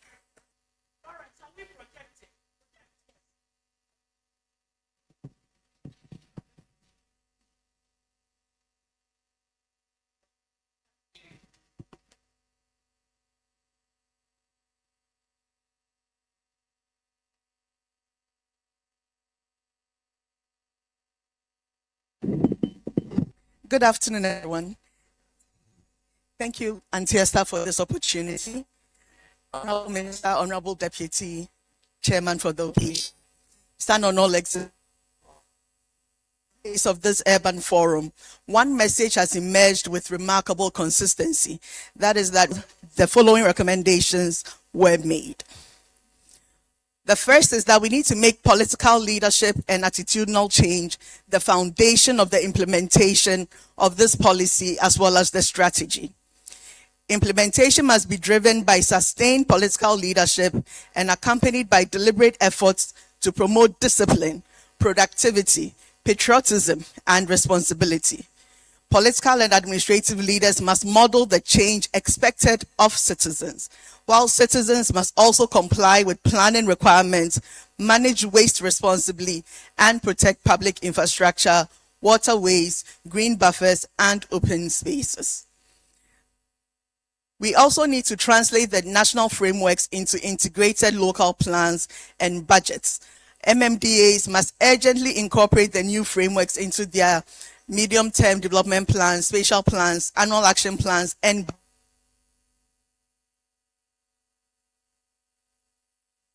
medium-term plans and investment. Planning outcomes, local economic growth, inclusive housing, environmental resilience, and improved quality of life. The third is that we must plan strategically across administrative boundaries. Flooding, transport, housing, waste management, and urban expansion do not stop at district boundaries. Therefore, we need to make sure that we undertake joint spatial planning and coordinate major infrastructure and service delivery interventions. We also need to strengthen development control and enforce existing laws. There's a certain gap between our legal framework and its implementation, and that must be closed. Where assemblies are overwhelmed, the sector ministry and LUSPA should develop clear guidelines for the lawful outsourcing of appropriate inspection and development control functions while retaining public oversight and accountability. Institutions and office holders should have specific and measurable performance obligations. Progress should be independently verified and publicly reported, with incentives for good performance and consequences for persistent non-performance. We also must have political and institutional continuity, and that should be protected by involving technical officers to strengthen institutional record keeping and build implementation systems that can survive changes in leadership. We also must build a credible and diversified financing system. There must be is mobilized. MMDAs cannot depend solely on the district assemblies common fund. They must grow their local economies, strengthen internally generated revenue, and work with businesses within their jurisdictions. The formula for the DACF should increasingly incentivize sound planning, local economic growth, innovation, and independently verified performance. Government should also clarify the routes available for PPPs, municipal borrowing, and private participation. A structured partnership framework would also help the MMDAs to engage development partners and investors consistently. There are certain proposed mechanisms through which private contributions to public goods receive tax recognition, and this could be operationalized and promoted on a wider basis. We must use land and housing instruments more innovatively. Ghana should operationalize land value capture provisions, and we must also look to government to expand social and affordable rental housing, recognizing that ownership schemes cannot reach the poorest households. Slum upgrading should prioritize improvements in place rather than displacement.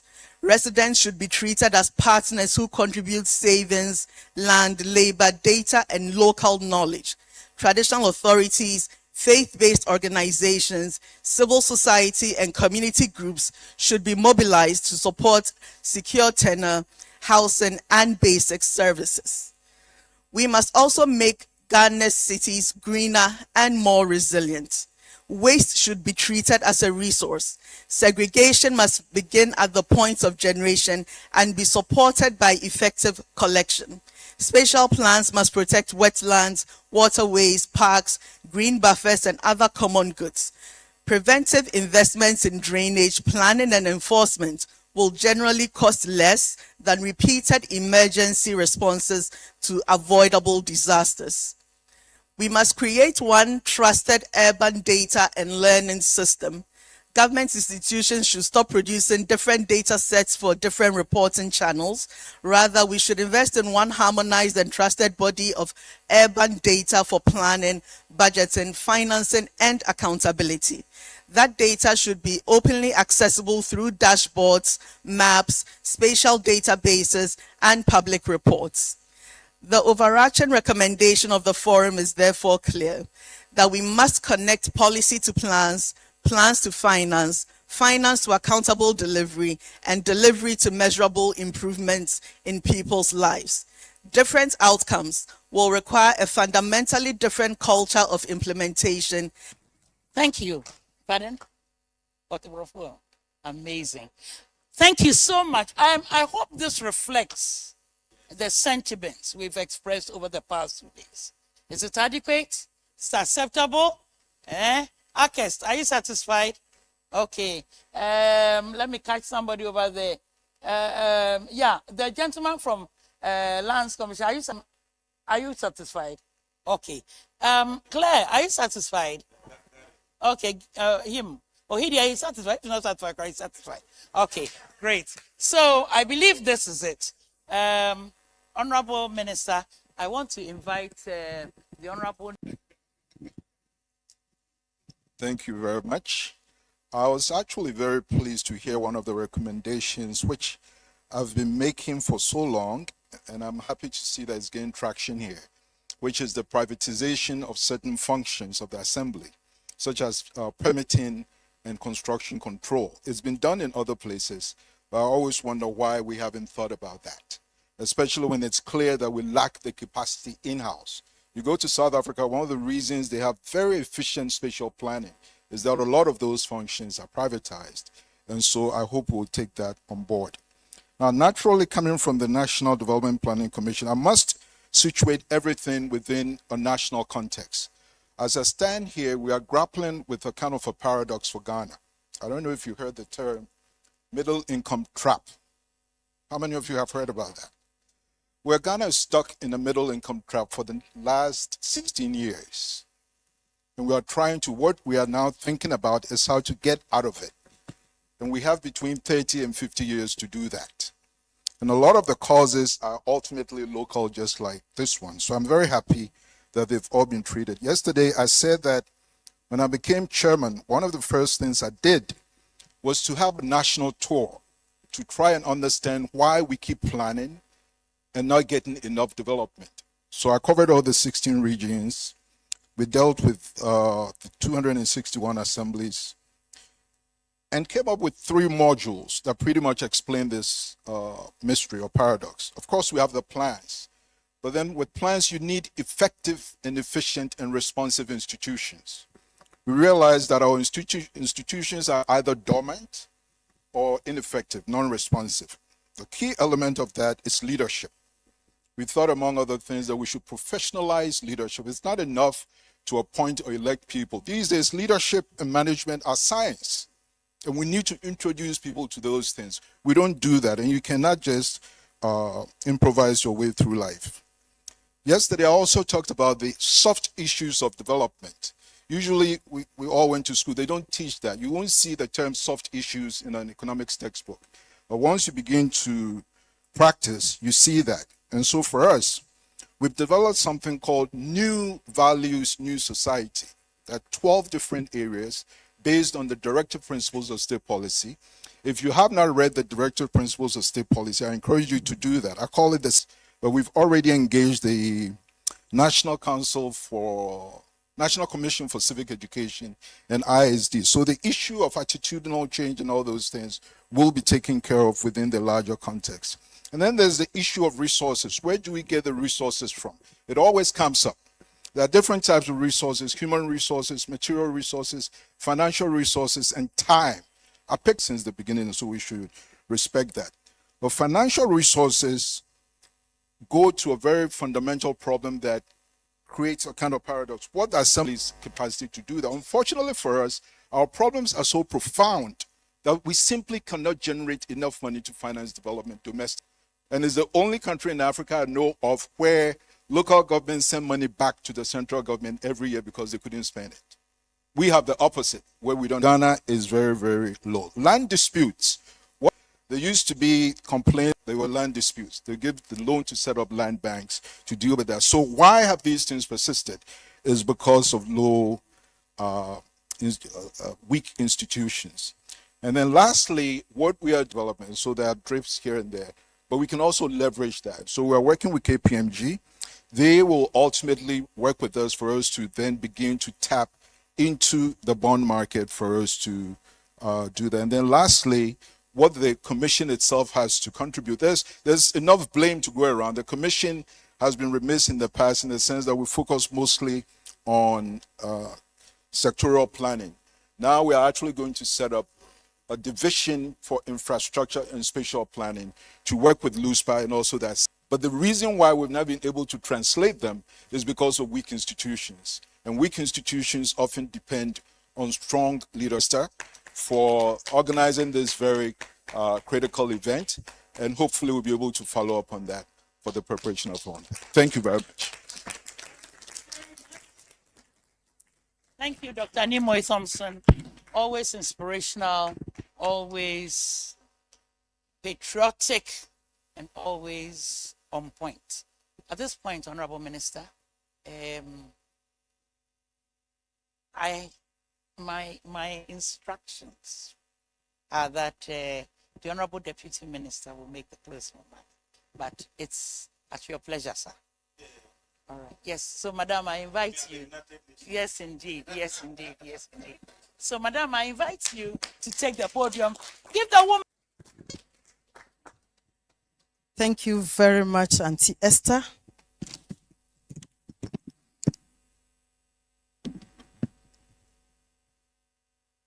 Before I give the closing remarks, I would bring out a few words. Good afternoon, my Honorable Minister, Honorable Chair, and good afternoon to you all. Good afternoon. Thank you for responding. So as a ministry, we acknowledge with gratitude the consortium for the policy formulation, Dr. Esther Ofe Abuaje, Dr. Kojo Ohini Safo, and Professor Nicholas Awuchi, whose expertise and dedication were instrumental in the successful development of the policy and strategy. The ministry also wishes to recognize the invaluable leadership of the Director for Local Governance and Decentralization, Planner Samuel Seth Passa. Let's give him a hand. As well as the contributions of Dr. Pamela Adofo Anson, former head of the Rural and Urban Development Unit, and Ms. Hazaratu Musa Bawa, whose coordination laid the foundation for this process. We wish to acknowledge the efforts of the current head of the Rural and Urban Development Unit, Dr. Mercy Aka and her team, Lawrence Mate Commodore, Wilhelmina Jemfi, Dennis Akemdaga Amwa, Gloria Mensah, Inusa Muhammad, Paula Oseje Jamra, Oreku Asamwa Asari, Ira Ajwa Tieku Anoche, and Rebecca Ayitera for their invaluable sacrifices. We also express our sincere appreciation to the Commonwealth Local Government Forum for its, let's give it up for them, for its invaluable partnership and support in relation to printing of the National Urban Policy and the National Slum Upgrading and Prevention Strategy. Thank you so much. Additionally, we particularly acknowledge Claire Frost, who traveled from the United Kingdom specifically to attend the launch of the 9th GUF, as well as Joyce Ekufu for demonstrating enduring commitment to Ghana's urban development agenda. Let's give it up for them. Thank you so much. Sincere appreciation also goes to the World Bank for its invaluable partnership and steadfast support throughout the organization of this program, particularly to Mr. Santiago Arias and Dr. Abubakari, whose continuous engagement and close coordination with development partners. The ministry also wishes to acknowledge your partnership and support. We express our profound appreciation to the UN Habitat and the European Union delegation through the Sustainable Cities Project, Phase 1, for their ongoing contributions, constructive engagement, and steadfast commitment throughout the policy development process. To you all, we say thank you and God bless you. Dr. Chairman, my own Honorable Minister, Honorable Ahmed Ibrahim, who gives me opportunity, to the our Chief Director and Directors of the Ministry of Local Government, Chieftaincy and Religious Affairs, development partners, our dear and committed, dedicated MMDCEs from around the country, Dr. Esther Ofe-Abuaji, the distinguished moderator for the forum, representatives, heads of departments and agencies, representatives of civil society, academia, the private sector, members of the media fraternity, distinguished ladies and gentlemen, good afternoon once again. As we come to the end of the 9th Ghana Urban Forum and the launch of the National Urban Policy 2026 to 2035 and the National Slum Upgrading and Prevention Strategy, I wish on behalf of the Minister for Local Governments, Chieftaincy and Religious Affairs and the entire management and staff of the ministry to express my sincere appreciation to everyone who contributed to the success of this important national event.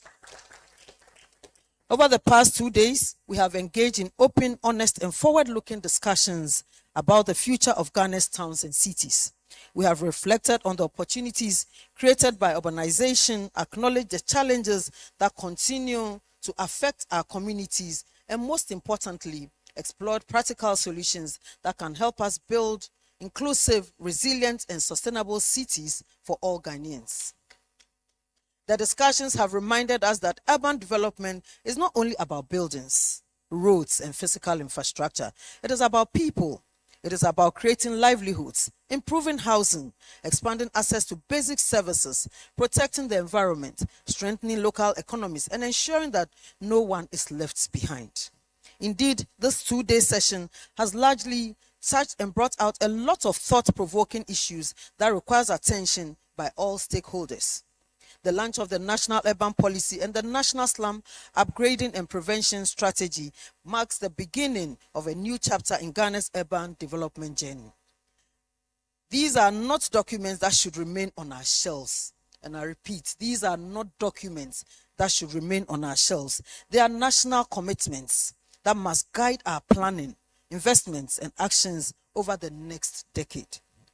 Throughout this forum, several important issues have emerged that will strengthen the implementation of these frameworks. Among them is a reminder that today is the launch of the National Urban Policy and the National Slum Upgrading Policy 2026 to 2035, but tomorrow commences their implementation, and thus our MMDAs, all participants and stakeholders are called to action. 2. Also, MMDAs are encouraged to critically review the policy documents and draw strategies that will ensure synergies between them and their respective medium-term development plans for sustainable growth. The ministry has also taken note of the recommendation to engage the district assembly's common fund administrator and other state actors to explore special allocations for implementing these blueprint documents. MMDAs are also encouraged to prioritize green financing and integrate carbon finance into urban projects. It is important to note that Green City is one that integrates a built environment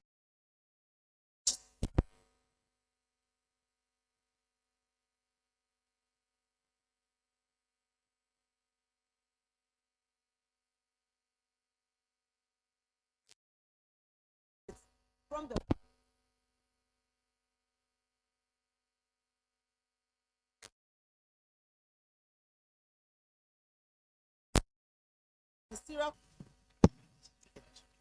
These recommendations reaffirm that the success of the national urban policy will depend on stronger coordination among institutions, sustained investment, effective local governance, meaningful community participation, and continued collaboration with our development partners and the private sector.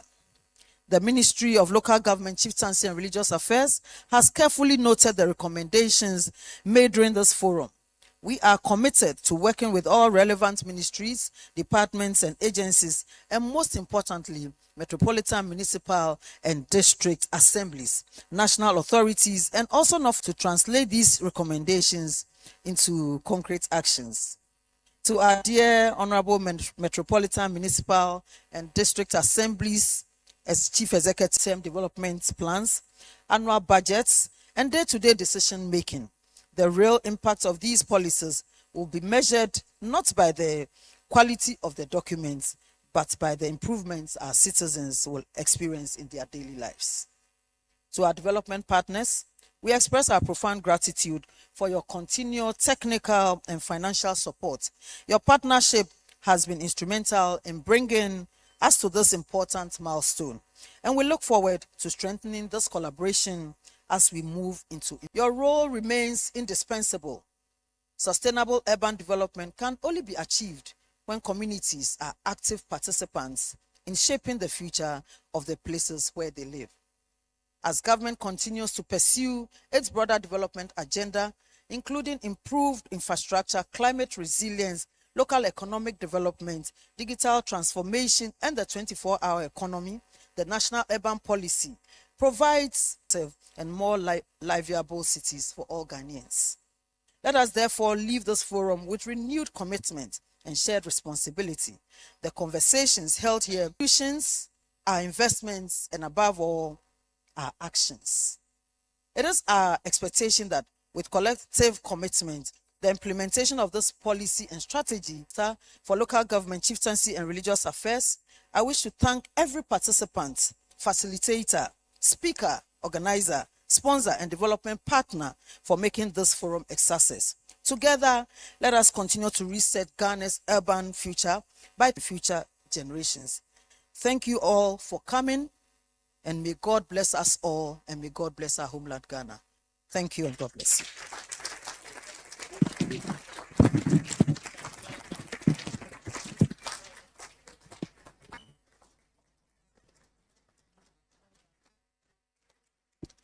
Thank you very much for that. Astute and indefatigable woman who loves her country. Thank you very much, Madam. Ladies and gentlemen, all good things come to an end. Dakoro, Mayor of Tamale, to close us in prayer. Assalamu alaikum wa rahmatullahi ta'ala wa barakatuh. Please, participants, let us be in a prayer mood. Mother Ghana, we pray that all that we have discussed here should be put into good use. Assalamu alaikum wa rahmatullahi ta'ala wa barakatuh. Bismillahir Rahmanir Rahim. Alhamdulillahi Rabbil Alamin. Ar-Rahmanir Rahim. Maliki Yawmiddin. Iyamta alayhim ghayr maghdubi alayhim waladdallin. Amen. Thank you.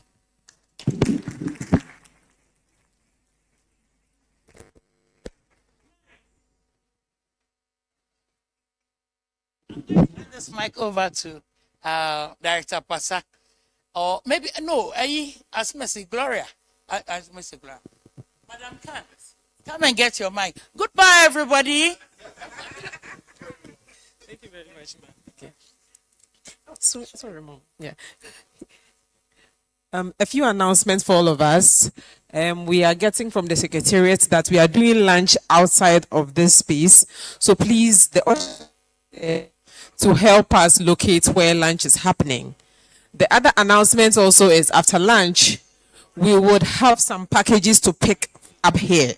Snacks are packed for us to take home. So respectfully, after lunch, let us make our way back here, pick our packs, and then we call it a day. I think these are the two announcements for now.